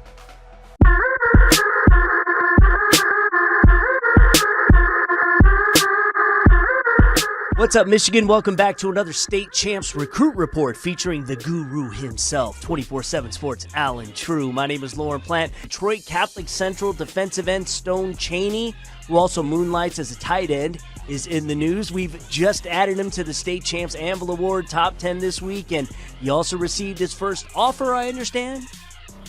He did, and it's nice to see seniors still getting FBS offers. It's his first FBS offer. Right. And these days with recruiting, it's really difficult to do that during your senior season. But he's having such a great year that it's justified. And I think him being added to that Anvil Award list is as well. So that just tells you what kind of a year he's had. Toledo had him down for a visit. They've offered him. I don't think they're going to be the last ones, though, as MAC schools are circling around. I've heard a couple of Big Ten schools are starting to kick the tires on him as well. 6'4", 225 pounds. His dad played college ball. And I think getting to the quarterback is such a premium. I think that's why schools are still out there looking for these kinds of guys. And he's having such a standout year that all these schools are suddenly making their way to Catholic Central to find him.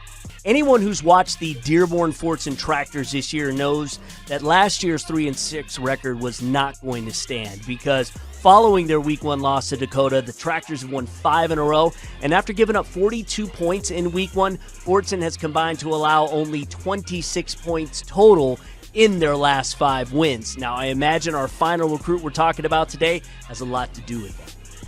Yeah, Josh Williams, a 3-tech defensive tackle, about 270 pounds, but very quick, explosive, disruptive.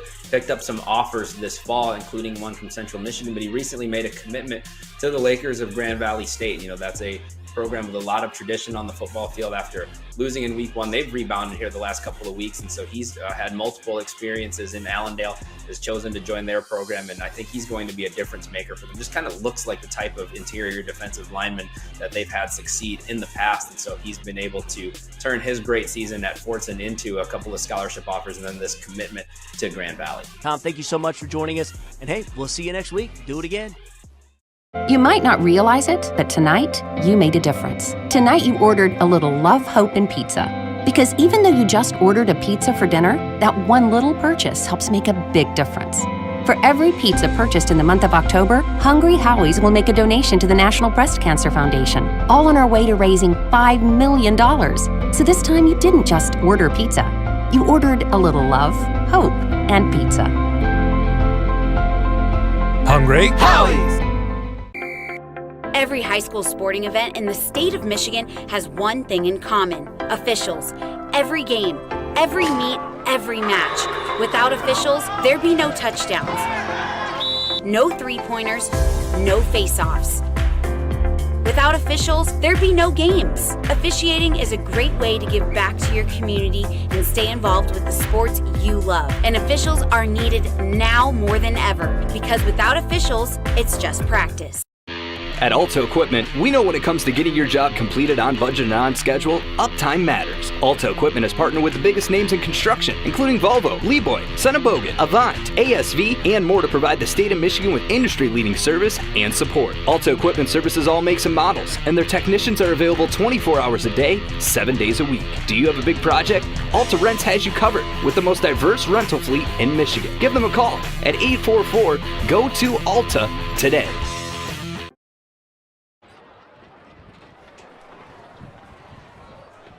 Back at Woodhaven High School, before we go any further, shout out to all the folks working hard here at Woodhaven High School. Shout out to their gorgeous facilities. And also thank you for the finest pregame spread I have ever seen for a high school football sporting event. Grant, did you take advantage of the free chili and the booth next door to us? You know, I saw it, and you'd think, you know, for being so cold and chilly up here, personally, that you get a bowl of chili, but, you know, I just wanted my stomach to have a clear night, so I avoided it. Went with a little turkey sandwich there, just to keep everyone in the box safe, you know, just looking out for everyone's safety. If you think we weren't going to get TMI in a 31-0 ball game going into the second half, well, you just found out about Grant Perry's habits in the bathroom. Carlson is leading Woodhaven by a 31-0 score. Heck of a start for Carlson, to say the absolute obvious. Their quarterback looked really good, Grant. We've spent a lot of the night talking about Isaiah Wright, and with good reason. That sophomore wearing number 5 for the Marauders is a heck of a player. But Joe Krolak, the quarterback for the guys in blue and white, he looked really good in that first half too. Yeah, he did. And you know, we should have took what Coach Gendron said earlier in the week. You know, he said that, you know, I asked him, what's one of his strengths that you'd like to highlight? And he said that, you know, his dual threat ability. And coming into this game, you know, I had that noted down, but, I mean, I should have circled it twice because it really has been effective. It's kept them ahead of the change. It's scored them, you know, multiple touchdowns here early on. And he's just really effective with his feet, making great decisions outside the pocket. And it's really a 1-2 punch with him and Isaiah Wright, and it's hard to keep up defensively if you're Woodhaven. Carlson staring down a game against Allen Park next week, who has been excellent so far this season. But Coach Gendron and the rest of that coaching staff knows that interesting things can always happen in the second half of a rivalry game, which, by the way, we are going to get some interesting weather, it looks like, here in the second half. There was some rain at halftime, not a lot. The wind right now is something else. You may have seen some stray objects being strewn around the field. If anyone's got a hat out there, please hang on to it, because That wind is whipping like a windy day at Wrigley Field right now. Yeah, it's whipping hard. Looking at these banners flying, it's flying across the field. It's not going to help the kickoff necessarily. It might push it to the right a little bit here, but man, this weather's kicking up. Light drizzle there at halftime just to get everyone on their toes a little bit. But nonetheless, man, that's football, and sometimes you got to fight through the elements. It's almost like it's October in Michigan. Ostrowski had an onside kick that worked out in the first half. Here he kicks off deep to start the second. That wind is fluttering that football, and it rolls out of bounds before going into the end zone. The flag came out.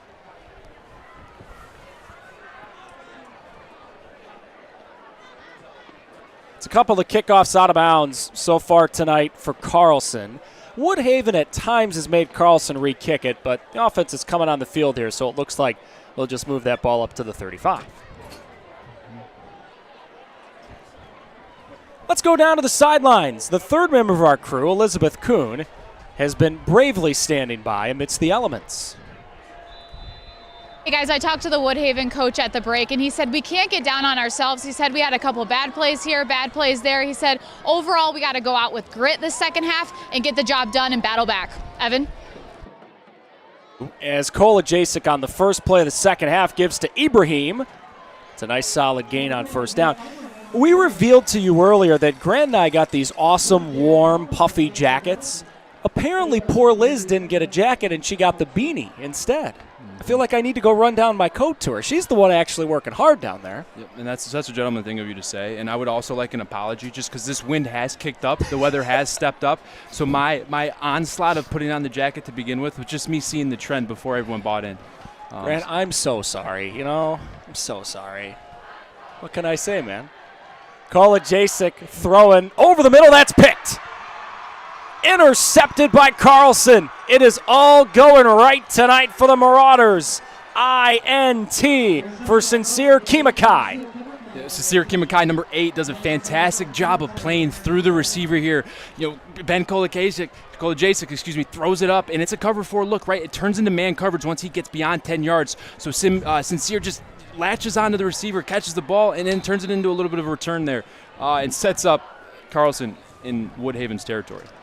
Kimakai also plays some hoops when it's not football season. That looked a bit like a stretch 4 boxing out a guy for a rebound down there on the block. Yes, it did. High point the ball, go get it at its highest point, and he did that just fine. Krolak at the last second pulled it out of Wright's belly, and this turns into a loss of 1. It's the classic case, Grant, where, look, the score is what it is. Carlson, barring a crazy second half here for Woodhaven, they're going to win, get to 6-1, and they got a big game coming up next week against Allen Park. But this does turn into the type of game where, despite the score, both teams can get a lot out of the end of the game, as Isaiah Wright maybe got back to the line. Just hitting on the player that made the tackle there, Tyler Dodd, with a really good tackle, leads the team with 58 total. Is really one of their vocal leaders on defense, not necessarily with his voice, but with his play and his intentions. When he's coming downhill through the line of scrimmage, he has bad intentions. He's trying to take that ball away from you.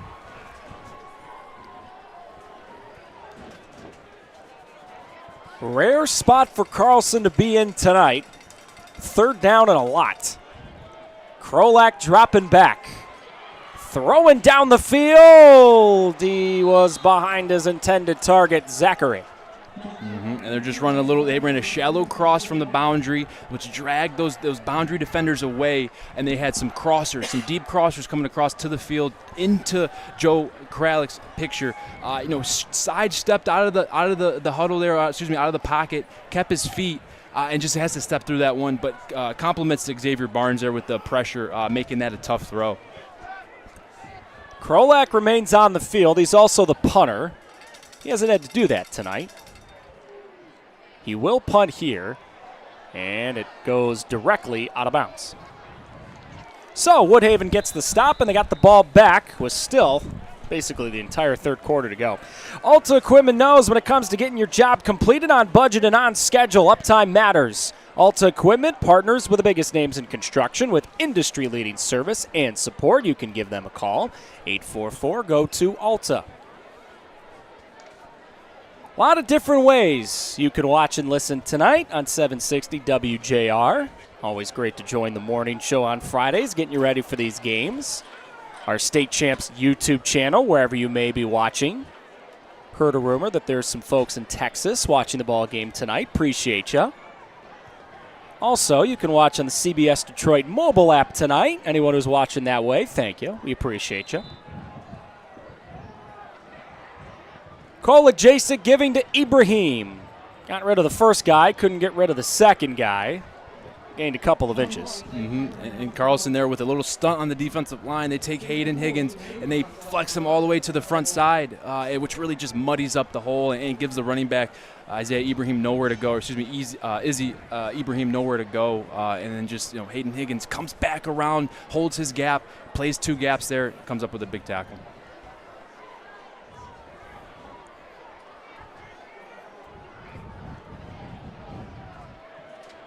Kolajasic fakes to the motioning Davis, keeps it himself, and then takes a hard hit as he was going out of bounds. Once again, no flag.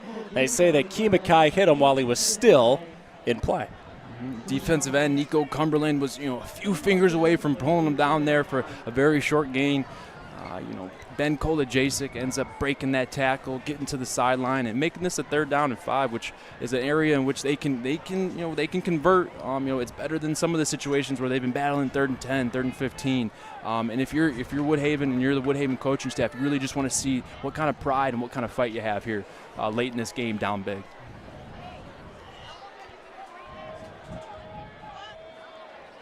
Kolajasic gives to Ibrahim, fighting ahead. May lost the ball. Woodhaven still got that ball after Ibrahim gained a couple of yards. It's 4th down.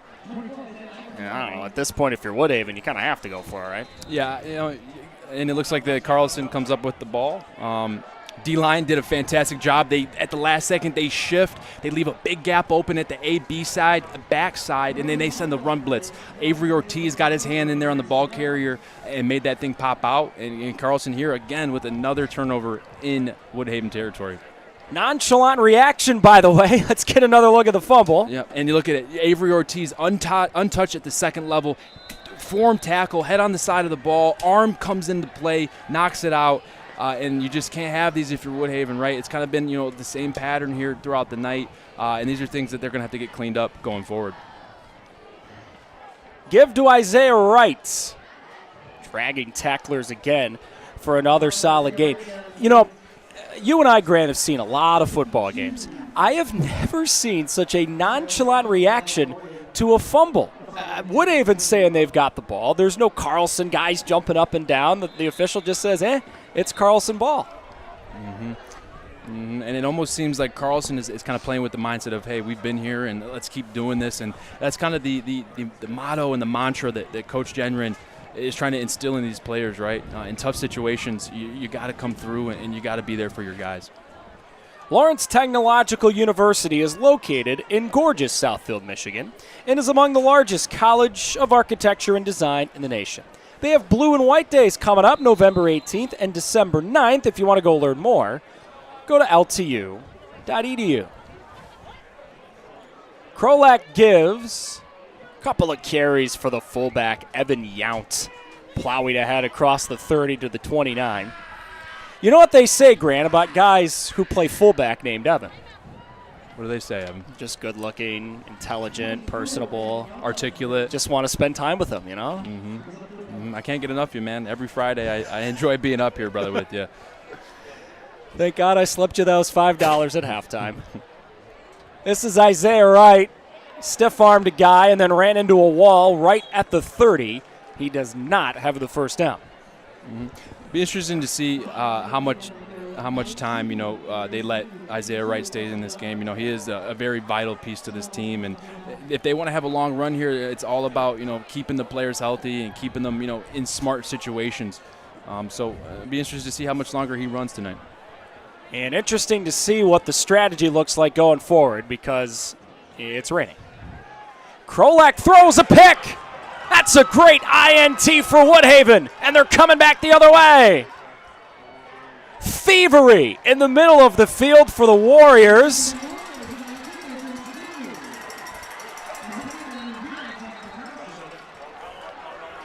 And that guy is up. Great to see after this interception to Krolak. Really good job here by Adrian Sadiku. He's playing that outside backer, so he has the ability to kind of get on the line of scrimmage, but also drop to his flat area, kind of the curl flat area. He steps back right into the throwing lane, makes a great two-handed catch, with the fingertips, just plucks it out of the air. And you got to contribute that and attribute that to his him playing tight end as well. Good hands on him. Is a playmaker when he gets the ball in offense. And that's a big turnover there for Woodhaven. That's a bright spot. And a rare mistake by the Marauders' Joe Krolak, the quarterback. But a pretty stress-free evening until that INT. Sadiku went down, did come off the field on his own power. We hope number 19 in black and purple is all right. They are looking at him on the sidelines.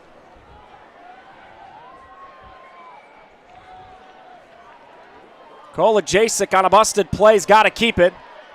And down he goes. Ball's out. They're saying he's down. Carlson fell on the football. That was Nagy who thought he had a fumble here. And it's a common theme here. The snaps just aren't quite on par. It's got to be on time here, especially if you're doing jet sweeps out of the gun. You got to have the timing down. Ben Kolajasic has to take it. Looks like he might have still been up there. Gets tackled by a herd of Carlson defenders. They strip the ball out, get the ball on the ground. If there was instant replay, I think that one might be in Carlson's favor, but Woodhaven's wiping the sword off their head, and they got another down here. Grant, you just haven't cut enough checks to the MHSA yet to pay for replay, dude. Oh, and I'm not the guy. I'm not the guy. Every year when I work the high school basketball finals, I ask all the important people, what check do I have to pay to get a shot clock? I mean, come on. They never listen to me. They never will. They should listen to you, Evan. You had good input. I didn't know that they didn't have shot clocks either. No shot clock. The last 4 minutes of every state championship game are a very interesting strategy. There's a lot of teams that just hold the ball. Keep away? Yeah. Mm-hmm. This is Davis on the run, and he is brought down in the open field. I mean, my goodness, what a tackle by Avery Ortiz. And Avery Ortiz is just flying. He plays one of these linebackers. He's at that Sam linebacker right now, and that guy has the ability to just sprint up the field when he sees that ball declare. Woodhaven comes back to the jet sweep, trying to right their wrongs from the last play, and ends up losing a few yards there. Avery Ortiz is flying around, had a really good end to the first half, causing a fumble, and then just makes mayhem back there for the Woodhaven offense. Again, behind the chains, Woodhaven staring down a 3rd and 12.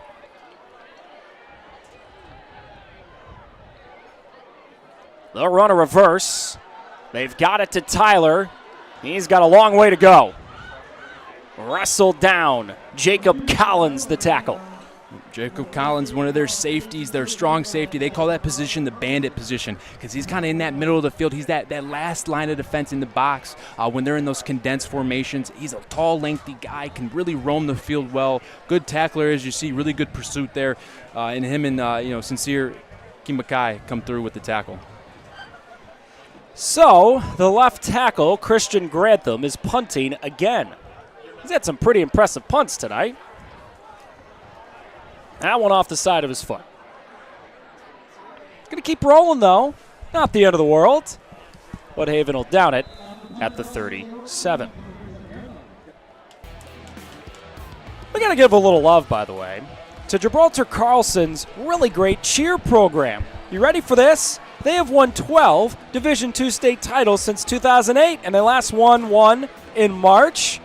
Definitely a force to be reckoned with. Congratulations, ladies. Congratulations to Carlston, a cheer dynasty that just keeps continuing in the state. Competing for a state championship at McGurk Arena in Mount Pleasant and hoisting another trophy. And as we've already learned in this broadcast, we have a cheerleading expert in the making in Grand Prairie. Going to get this guy to call some cheerleading. That play was blown up right from the get-go. Big Caleb Perez, number 71, a suffocating play. And Caleb Perez is a name we've been calling tonight. When he's playing that nose tackle, he just gets great penetration, especially on these power plays. When that puller's coming, if you can get in that backfield and really blow up the play, you got an opportunity to make a great tackle for loss. Really gritty run stopper in Caleb Perez, a freshman for this Woodhaven defense with a really bright future ahead. We don't have any points still in this third quarter. Krolak rolling and throwing incomplete. Pressure coming from his backside, and he was forced to throw that one in the dirt. And you may see an incomplete pass, and I see it. I see a good throwaway. An opportunity for him to kind of show his maturity, right? He's had the opportunity to tuck it and run a lot today. The pressure was put on there by number 52, Tyler Dodd. Sprinting off the edge, licking his chops, trying to get something going for this Woodhaven defense. But Joe Kralik just with another heads-up play throws it in the dirt, lives to see another down. Third down long for Carlson. As the rain continues to fall, Krolak rolling and throwing incomplete. Really good play there by the defense. Again, applying the pressure. Number 13, Gunnar Kaniga, with a really good rush, getting in the backfield and really just hurrying up and making it a hard process for Joe, the quarterback Joe Krolak to really make a good throw. They're trying to hit these crossing routes over the middle, and those are progressions, right? You got to get your drop. You got to let the guys get across the field, and they just haven't been able to hit that on this past drive. And good D by Woodhaven. A rare punt from Krolak. He's only punted a couple of times. That one nearly got blocked. Going to take a nice roll, though, for Carlson. Oh, my goodness, look at this thing roll. All the way down inside the 25. I wish my drives rolled like that. Dave Mifsud, the head coach for Woodhaven, once the head coach at Dearborn, former Pioneer. And State Champs was there all the way back in 2004 when his Pioneers made a great run of the D2 state playoffs. They won the first ever regional title in school history, and they'd end up losing a tough one to Orchard Lake St. Mary's in the semifinals. Grant, I tell the audience how old I was in 2004, but I just don't want to. That's okay. I bet a lot of those people out there would trade their age with yours. Youth is great. Here's the throw to the outside. Another youngster, Mo Tyler, making it happen. When you're 5'5", that means you're low to the ground and you can make guys miss. Yep. And this is part of their quick game package, right? The run action to get those linebackers to jump up and avoid their zones. And they're just hitting these quick outs, right? Carlson's in this cover 4 deep, right? So that outside linebacker is responsible for that flat area. But when that linebacker sees that the run action, he's going to step up and be a tad late to cover in his zone. And they just are taking advantage of that out route. I'd like to see him come back to it, here more often, as it is some of the things that are working for Woodhaven here tonight. Tyler's been the active target for Kolajasic when it's worked in the passing game. Ibrahim on the carry. There's a flag down as he made a guy miss in the backfield. This may be coming back. Grant, watching that last play for Tyler, making a man miss. I know you've done this on the air before. I don't want to put any pressure on you, but I know you've got a Chris Berman whoop in you. Can you give me one? When the time is right. Oh. I'll give it to you here on the next good juke, the next good, missed tackle. I'll give you a whoop. You just gave me one. So you never know when it's coming. Put you on your toes and give you what you want. All right. Well, how about on the next one? I'll give you my Chris Berman whoop. How's that sound? Fair. Okay. I'll wait on it. All right. The fastest 3 minutes with Chris Berman is arguably the best part of Monday Night Football each week. Mm-hmm. How about the Bears last night getting their first win of the year? Man, that was an explosive win. DJ Moore with 230 yards receiving, 3 touchdowns. Heck of a game for Chicago Bears. Kolajasic, quick drop, and his throw is incomplete to the outside. The Bears were one of those teams coming into the season where a lot of people said in the NFC North, if the Lions aren't going to snatch up and win the division, maybe it's the Bears. And it's so strange to watch a football season go, right? Because remember, last year the Lions were 1-6, but they end the season strong, and now they're in first place in the division. I mean, for the Bears, they start 0-4, but they're still basically the whole season to go, right? Maybe last night's win on the road at Washington turns their season around. I don't know. Yeah, very true. I mean, Minnesota, gets their first win last week versus the Panthers. It's kind of a race for second place right now in that NFC North, and it's up for grabs. Kolajasic facing pressure, and he throws an incompletion. Of course, the team we're thinking about this weekend, back home, the Detroit Football Lions. You know, they're nearly 10-point favorites against Carolina, but if you want to feel good about the Lions' chances this weekend, don't look at the injury report that came out today, because basically the whole team's on it. Yep, I saw they got, St. Brown, questionable there to out. I don't know if it got determined yet. Branch, the DB, out. Jahmyr Gibbs is questionable. The list goes on. Taylor Decker's questionable. I might shave down the spread a little bit. 3rd down 15 on what's turned into a rainy and windy night for the hometown Woodhaven Warriors. And now their coach, Mifsud, will call a timeout with just about 3 minutes to go in the 3rd quarter. All right, we've told you about the success of the Carlson cheer squad. Let's take a look at some of the great sports here at Woodhaven. The volleyball team won the D1 district title last year, and right now they're in 1st place in the Downriver League. Peyton Scheffler just recently committed to run cross country at Michigan State. There's a picture. Look at the pearly whites on Peyton. The competitive cheer team has made the regionals in Division I. Some of their highlights. And shout out to the softball and baseball teams here at Woodhaven. Both made the state championship game this past spring and played in East Lansing. Yeah, so you're seeing some highlights of Woodhaven. That's the baseball field we were telling you about right behind the press box here at Woodhaven High School. That is one of the finer high school football facilities in this state, no question. The turf is beautiful. It's different shades of green in the outfield. But I would not be a fan of sliding into home base on turf, that's for sure. Those are a few bruises in the shower that you might feel. Call it Jason Keeps on 3rd down 15, and he is well shy of the 1st down. Grant, I'm going to say this because everyone watching and listening is thinking it.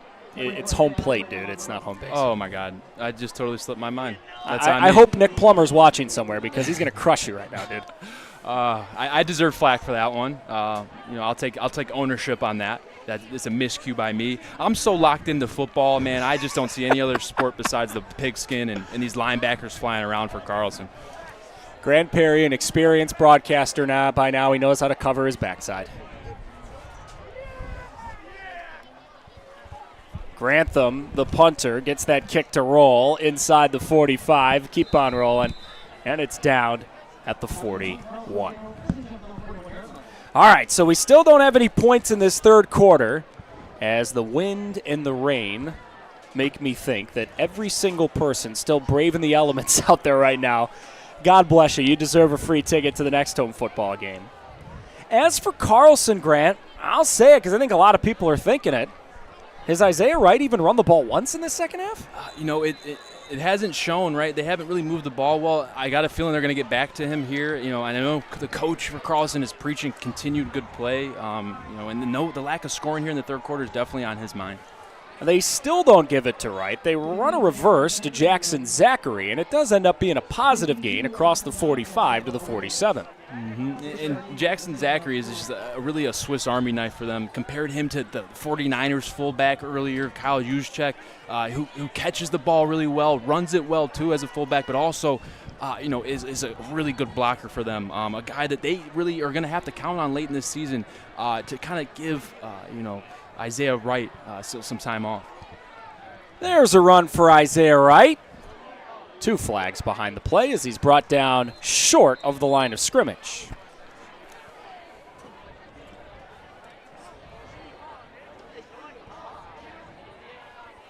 We will check the flags. It's on Carlson.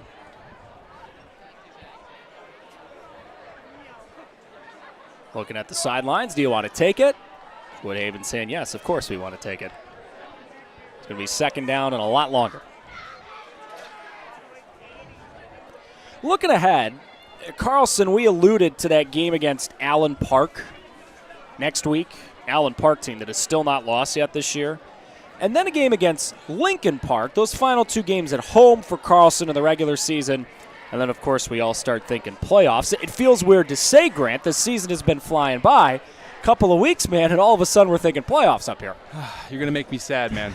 You're going to make me sad. It feels like we're on our second week. It feels like we have 5 more games to do. But, man, the time is flying by. And that happens when you're having fun. And I enjoy being in the booth with you, with all the crew, Robbie, Kevin, Chuck, John, all the guys up here, just having a blast. But, man, football season is flying by. You get in the thick of it, and then you start picking your head up and going, oh, boy, we're running out of time here. And a lot of teams at this point in the season, that this is where they have to, start putting on their best, their best show, putting their best foot forward. And for Carlson, a team that wants to change the direction of their program, to win the districts, it starts this week. And now we have another flag, this one on Woodhaven, so they got to move it up. They may have just spotted the initial flag on Carlson incorrectly. Krolak keeps, runs right into a black and purple wall. Maybe a gain of 1.5. Last year's game between Carlson and Allen Park, all Carlson, a 35-6 win. We are expecting next week to not look like this week. Next week to not look like last year's game between Carlson and Allen Park. Allen Park team that's been playing great football all year. And it's a Carlson team that, barring a crazy fourth quarter, is going to come in off a win against Woodhaven. Krolak rolling away, and he's tripped up. That's a sack for Woodhaven, and Barnes gets to flex. Xavier Barnes, a guy that we, coming into this game, I wanted to see a good performance out of. He's had some QB's hurries today. He's made some tackles. I've been waiting on that sack. Really good job of not stopping, hustling, and chasing down that play. Because as we know, Joe Krolak will run and will get first downs. But Xavier Barnes, coach, Miss Fudd, said he's a real energizer bunny for this team. A guy that really motivates the players around him with his play. To the fourth, still 31-0 Carlson, closing in on their 6th win of the season.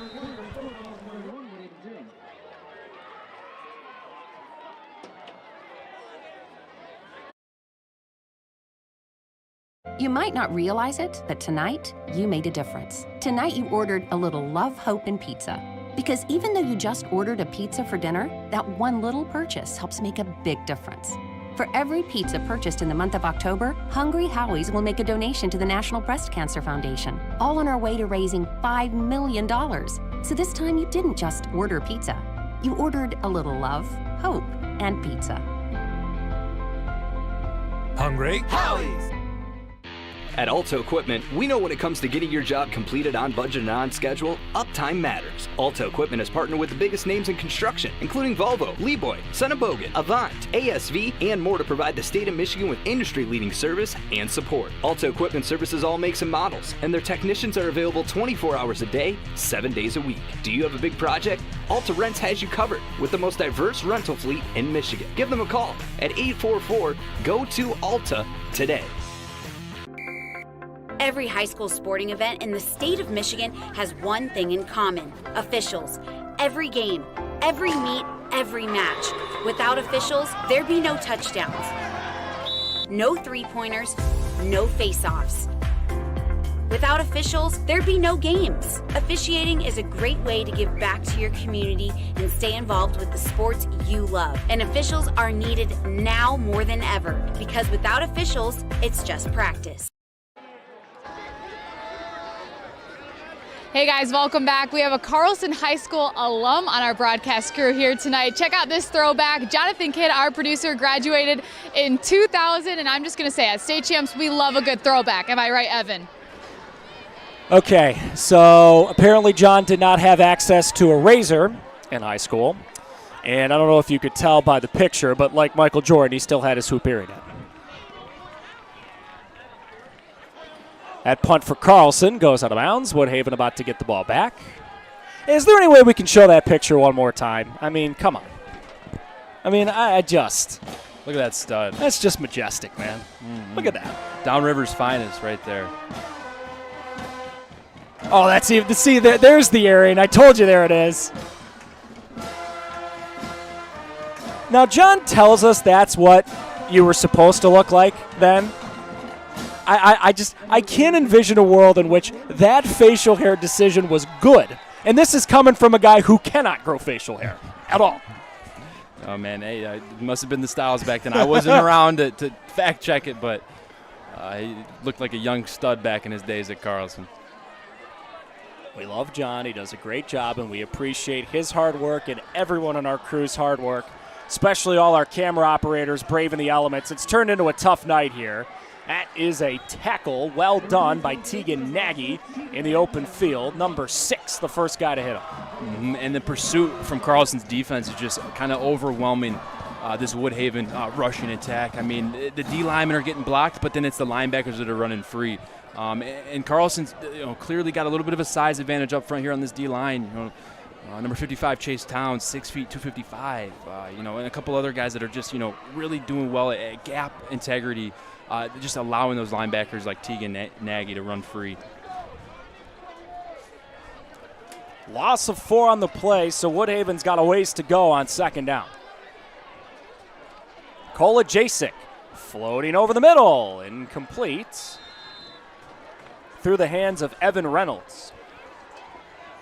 And then that's the first target we see to Robert Chandler, trying to get him up the seam. It looked like it was like a little bit of a slant, and then get up the field, attack that goalpost head on.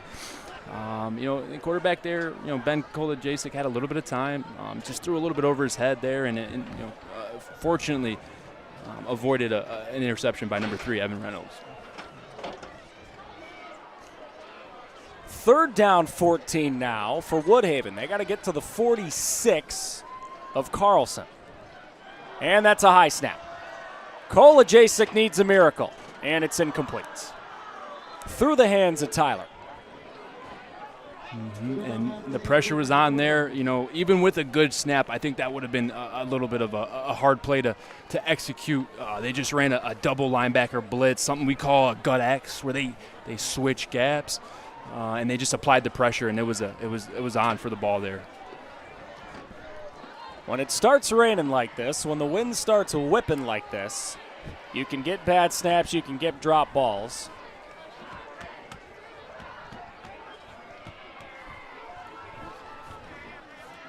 It was 31-0 Carlson at halftime. That is still the score, as Grantham about to punt.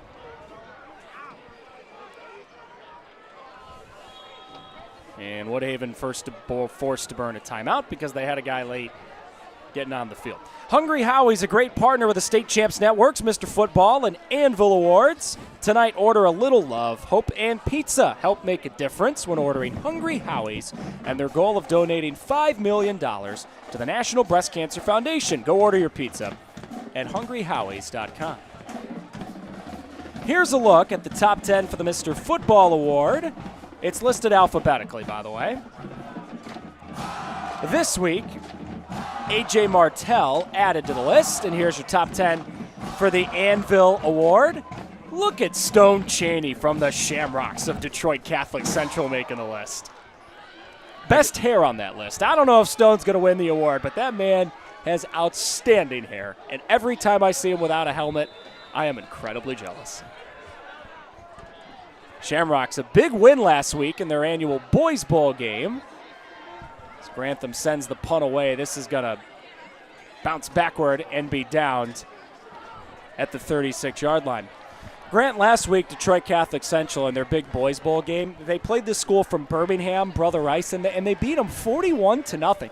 Can you imagine all of the poor alums from Brother Rice who have to hear from their friends who went to Catholic Central, reminding them about the 41-0 win the Shamrocks had last week? Can you imagine having to stand next to someone for hours who went to Catholic Central and him reminding you over and over and over that Brother Rice lost 41-0? Oh, it's tough, Evan. It's tough, and you're just putting daggers in me all day here. It's tough. But Brother Rice will bounce back. This is a nice run by Isaiah Wright, by the way. Yeah, good run here. Just a little one-back power.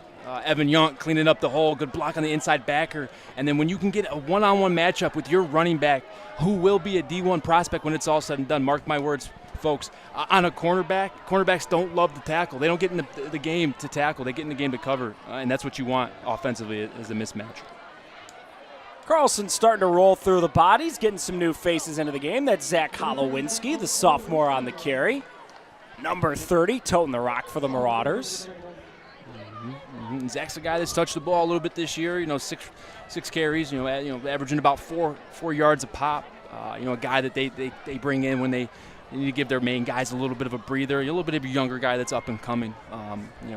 They got a good backfield, man. Avery Ortiz is another guy that has had success in that backfield. Number 4.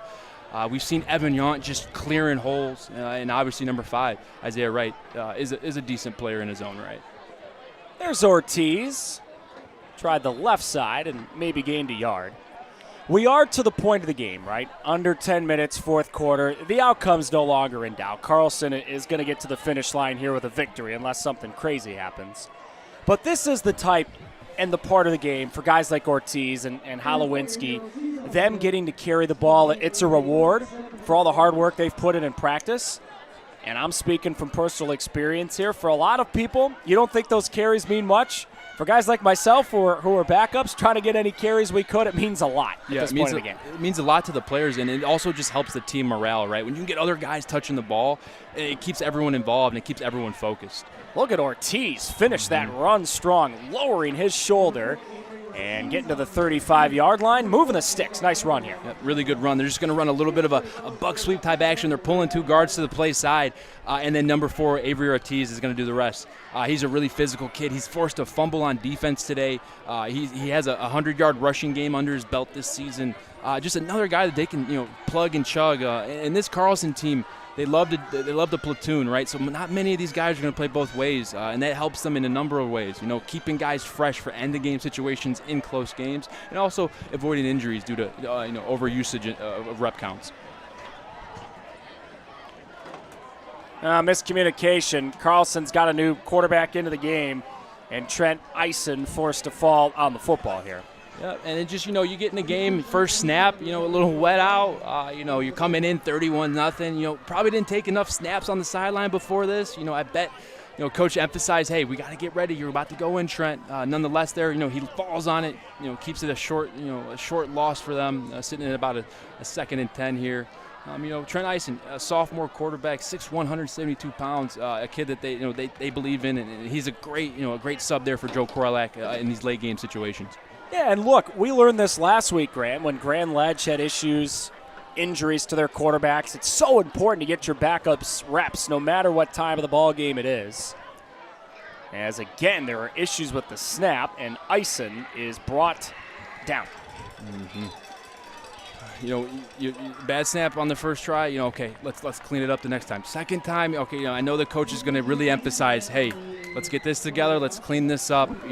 They come into the second half up 31-0, and they haven't really moved the ball here. You kind of try to think, or what is a team that's up so big kind of focus on? What are the points in which their coach is emphasizing to them?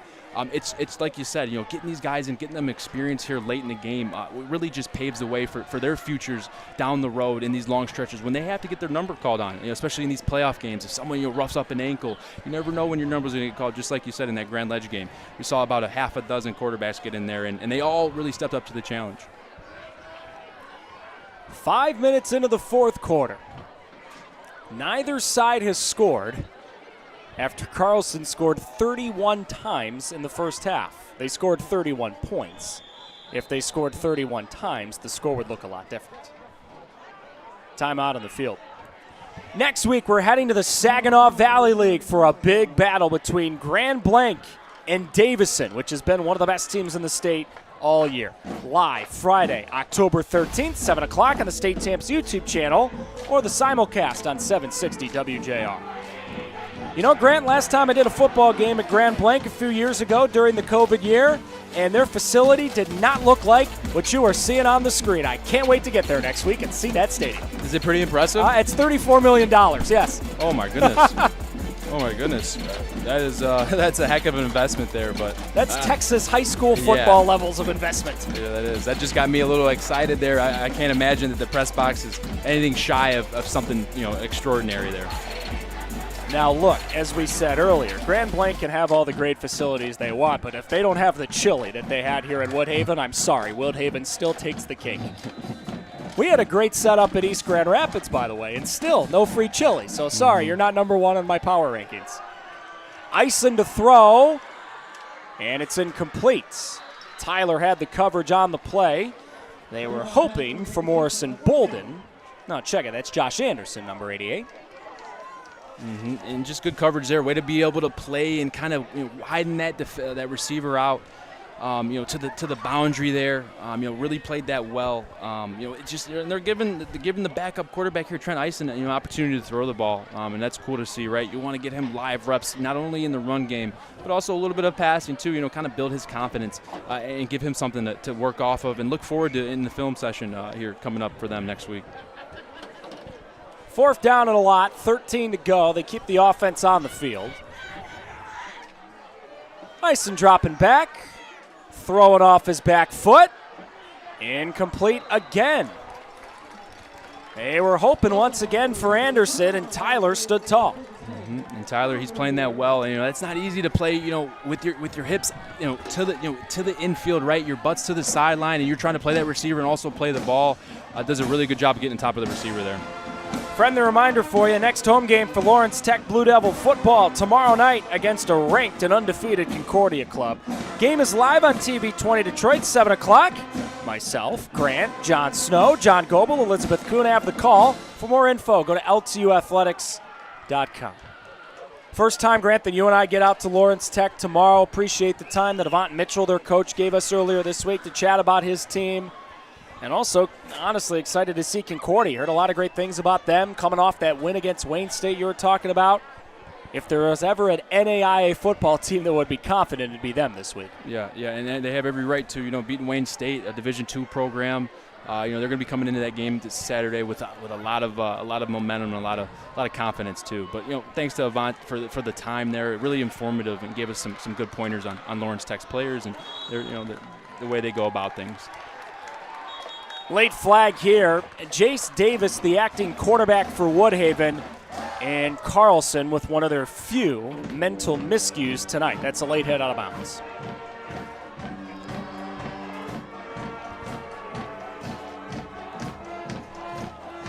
Kola Jasik out. Jace Davis, the acting quarterback. There's that penalty we were talking about. Jace, number 3, a junior. 23 carries, 10 catches this year. Also the kick returner, and also one of the guys on that excellent Woodhaven baseball team that played for a state championship last year. Lost to the Novi Wildcats. Every time I hear a high school nicknamed Wildcats, I can't help but think of the finest Disney Channel original movie of all time. Davis on the run, a lot of room up the middle, and he's tackled by Ortiz, awfully close to the first down. You were a big High School Musical guy too, right? Come on. Yeah, I was. But just touching on this replay here, they're just going to run this little jet motion, maybe a false start, but the refs let it slide there. That jet motion gets everyone out of the picture in the middle, and then Jace Davis just hits the gap running 100 miles per hour.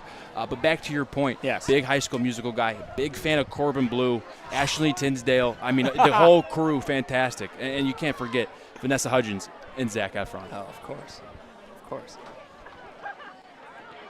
Have a stretch run to the right for Woodhaven. They are not going to get back to the line of scrimmage as Carlson rallies to the football well. I'm about to drop a bit of a truth bomb on Grant Perry here. My first ever concert was the High School Musical concert at the Palace. I sat in the upper deck. It was fantastic. Until I found out that Zac Efron wasn't on the tour. Oh, I mean, it's horrible. Were other actors on the tour on that? Yeah, everyone but Zac Efron. It was terrible. Oh, he's too busy stepping up in the Hollywood sphere, man. He took some big roles after the High School Musical. That's I don't care. Come to the concert. That's what you bought the ticket for. Yeah. I hear you. It's terrible. Davis running on third down, spinning near the sticks. He's not going to get there.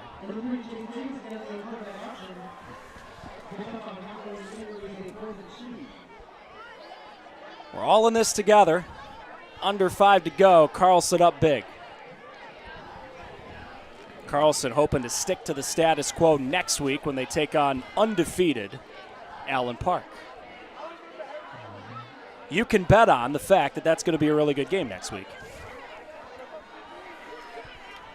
Both teams will get their head in the game.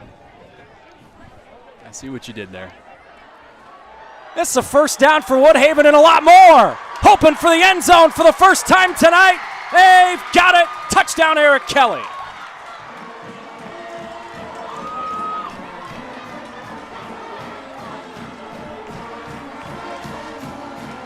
And if you're Woodhaven, you owe it to the fans and the student sections that are still sitting here, right? Go put some points on the board late in the game and go say, hey, what? No, we didn't get shut out. Great job here by Eric Kelly, really just getting that jet sweep and hitting the edge 100 miles per hour. Couple of backups in for Carlson's defense that haven't gotten those first team reps. Didn't protect the edge, the perimeter well enough. The edge wasn't set. But let's not take away from the fact that Eric Kelly has some jets, and he was moving on that play right there. Good play for the young fella, Eric Kelly, number 17. First time tonight, Nolan Smith on to make the extra point for Woodhaven. Bad snap. They throw it to him.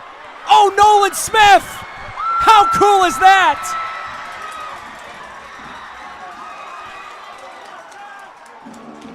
Save that football, my friend. Talk about injecting some life into this crowd late in the game. The touchdown was cool enough, but let's make the extra point even cooler. How about this? When you get a bad snap, you got to yell, Peter, Peter, Peter, Peter, right? It's a bad snap, bad play. You got to get your alerts up. You got to get guys in the formation to run the routes. Hey, but you know what? You can always throw it to the holder there, the kicker, does a fantastic job of making something out of nothing and getting an extra 2 points there. And this goes back to what Grant and I were talking about earlier, right? The score is what it is. But to all these guys playing on the field who have been working hard in practice, they don't care how many people in the stands. They don't care that the weather stinks. They care about the chance to make memories like that. And the fact that Woodhaven was down 31-0 at halftime but has not quit, and now they're outscoring Carlson in the second half, that says a lot about their head coach, Dave Mifsud. It says a lot about the program and the way they have 7 straight winning seasons.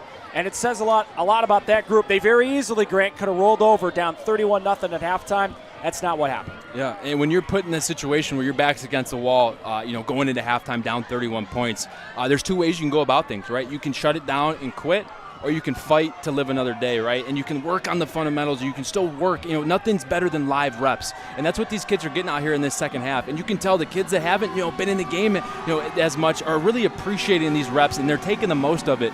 And that just goes to show the kind of, the leader, the head coach, Coach Mifsud, tongue twister there for me. It's just really instilling into these players. He didn't get an offseason, right? He got hired late summer, so he didn't get a chance to develop those relationships that most coaches in their first year do. So really good job there, and he's got these guys playing hard here and trying to finish strong. It's a Woodhaven club that's off a loss against Southgate Anderson last week. Still a couple more games to go in their season at Lincoln Park next week. Edsel Ford the week after that. This may not turn out to be their night, but they're definitely finishing strong. And now if you're Carlson, honestly, Grant, 4:20 to go, last drive of the game, staring down a really tough test next week against Allen Park. Now you're thinking about finishing this game strong. Yeah, and same goes. Yeah, like you said, same goes for Carlson, right? You got your second string in, your backups, sprinkled in with a few starters here and there. But you want to see these guys finish strong, right? And these are the live reps that you get in practice with those second strings and those first stringers on the sideline. They've got to really instill some confidence and cheer them on. And every snap matters in this game, and coaches just want to see them succeed. Holowinski, what a carry, dragging a tackler from behind. He had Manuel on his back and took him for a ride. That's a first down. Mm-hmm. And they made something out of nothing, man. That pigskin for Carlson right now is a hot potato. They're not handling the snaps very well, and that happens. You bring in your backup quarterback, Trent Eisen, and you got some new O-linemen, right? The new snapper, new center in. You're going to run into some of those issues, but it's really good that they're in now, right? They're getting these reps and really working out the kinks. So later in the line, when their number's called, they'll be able to execute. Under 4 minutes to go. Eisen gives to Holowinski. Running hard, look at him go. Another first down. And we've said his name a lot tonight, but Evan Young. I mean, if you watch that play closely, it's a power play, and he just does a fantastic job of clearing that gap, right? That linebacker steps up, and you got the first thing that shows, and he just pins him inside and lets Evan Olinsky just run off his tail and pick up a really good first down. Holowinski, the sophomore in name only, running hard down the stretch of the ball game. Great to see guys off the bench making it happen. Oh my goodness, this time Holowinski right into a wall. He shot the gap, and that's a strong tackle by Delrico Doherty. Yeah, Delrico Doherty just splits the line here, gets through. They're running the power again, right? You got to assume the power is going to happen. They run it, the most of any play that they ran tonight. And a really good job there by number 37. He just busts through the hole and does a fantastic job. Number 37, Delrico Doherty, with a really good play there. That happens. If you can get in that backfield when they're running those powers and those counters, you can really mess up the time and you can really make a great tackle for loss.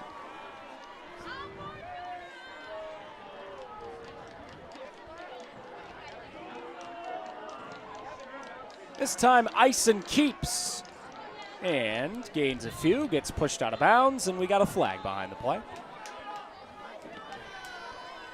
In case you're just checking in on this score, as they're bringing this back, that is indeed a flag on Carlson. What you missed in the first half was the Marauders of Gibraltar Carlson looking great. 31-0 they led at halftime. Joe Krolak, their quarterback, ran for 2 touchdowns, threw for another. Isaiah Wright looked great running the ball, another touchdown. The sophomore, number 5, came in with 20 touchdowns this season. Another touchdown tonight.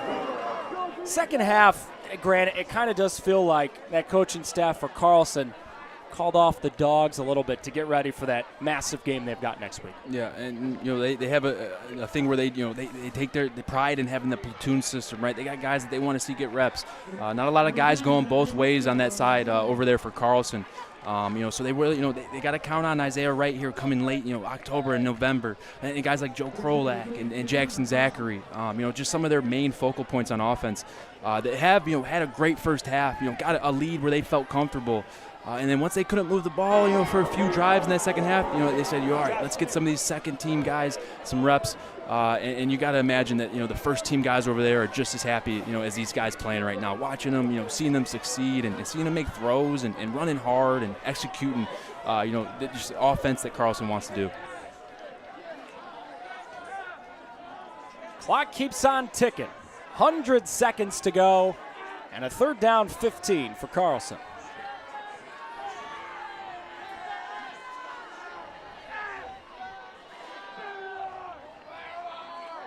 Holowinski on the run. Once again, battling hard. A guy off the bench is going to fight for every inch and every yard, no matter what the score is, no matter how much time is left. Yep, and he's just following his blockers, gets the pulling guard to get a good block for him, and he just cuts up right inside, and then just textbook fundamentals at the running back position there, just chugging those legs along the ride, dragging defenders and not giving up. Really, really textbook hard-nosed run right there by number 30, Zach Holowinski.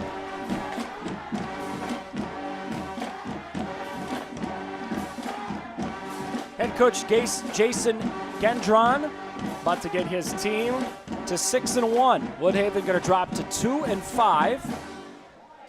Carlson letting as much clock bleed down as they can. There's Gendron, the head coach. There's your timeout. Jason's a really cool story, Grant. Glad we get a chance to tell it here with 30 seconds left. He's about to go 15-3 in his first 2 seasons as the head coach at Carlson. Downriver guy through and through. They tried to get him to take the job a couple of times, and he kept saying no. He finally took it because he wanted this group of players to have some stability. There have been a bunch of coaching changes, and he is so happy that he made that decision. He said they're helping me out as much in my life as I'm helping out in theirs. It's really a symbiotic relationship. Yeah, and just talking to him during the week, you could just really tell his passion for his players, for the sport, and just for the small intricacies of the game. I mean, just he loves the power football run. He wants to implement some of his old school pass into the game, and he has that ability with the really good lead blockers and the good running back in Isaiah Wright. But just his demeanor and the way he talks about his players and his program, he's proud to be from the Downriver. He's proud of the way that these guys are playing this season, and he just expects great continued success out of these guys. Ison running. That is a first down for Carlson that will effectively end the game. And while we're on the topic as well, Coach Gendron wanted to make sure that we shout out his entire coaching staff, the entire support staff around the school. Said none of this happens, none of the success I have as the head coach happened without the folks around me. So he said, make sure you say on the broadcast, thanks to everyone who's working hard around me. Wanted to make sure we got that in before the final whistle blows. There's your final. If you aren't paying attention to Gibraltar Carlson in Division III, you better start paying attention. They've won 6 in a row. It's a young bunch, but it's a talented bunch. They just walked down the road and dominated a rival from start to finish on a Friday night. Just total complete dominance from the start. Got to get their second string guys in the second half, which is just so just valuable just for their growth and the program's growth, and to keep guys involved in the game, right?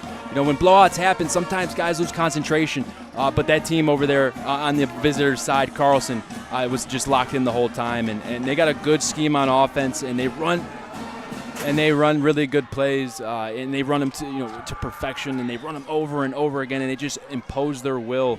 And like you said, this matchup next week between Carlson and Allen Park is going to be a really good one. Allen Park coming in at 6-0. They're coming off of 6 wins. It's just really good to see, and the Downriver League is just it's really doing well, and there's some really good brands of football being played down here. And like you said, Evan, if you haven't noticed, you're going to start taking notice. We opened the broadcast talking about how hot Gibraltar Carlson was and how darn good their running back was playing. If Michigan doesn't know about Isaiah Wright, hopefully they know about him now. He's standing by with Elizabeth Kuhn. I'm joined now by Isaiah Wright. 21 touchdowns in 7 games. How are you able to come out week after week and really lead this team? It's all thanks to the offensive line. Coach calling the right plays, offensive line doing their job. If it wasn't for them, I wouldn't be doing none of this. Yeah, absolutely. And you guys extend your win streak to 6. What makes this group of guys so special? We just love each other, man. It's a familyhood over here. We all brothers. We all fighting for each other. We playing for the man next to us. That's why we doing what we doing right now. Yeah. Go celebrate. Congratulations. Thank you so much. Evan, back Liz, to you guys. Okay, Liz, thank you. She's got her jacket on, thank goodness. Liz, get in the warmth. She's actually been working hard today. For everyone who's been working hard behind the scenes, led by our executive producer extraordinaire, John Kidd, and for my partner in crime, Grant Perry, and, of course, Elizabeth Kuhn. Evan Stockton saying thanks for watching. Carlson beats Woodhaven 31-8. We'll talk to you next week. Davison and Grand Blanc on tap.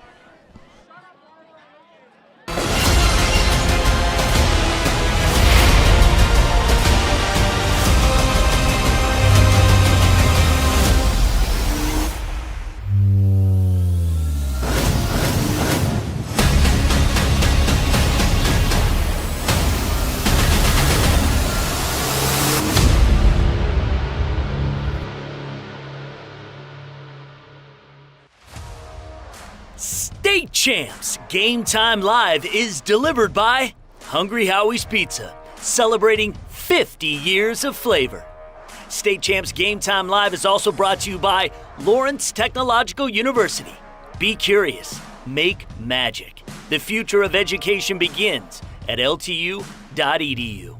Alta Equipment, Michigan's #1 construction equipment provider, proudly representing the industry's top brands. Get the right equipment for your project every time with Alta Equipment. The Construction Association of Michigan, the voice of the construction industry in Michigan. U.S. Navy, transform your life and become part of something bigger. Learn more about naval careers at Navy.com.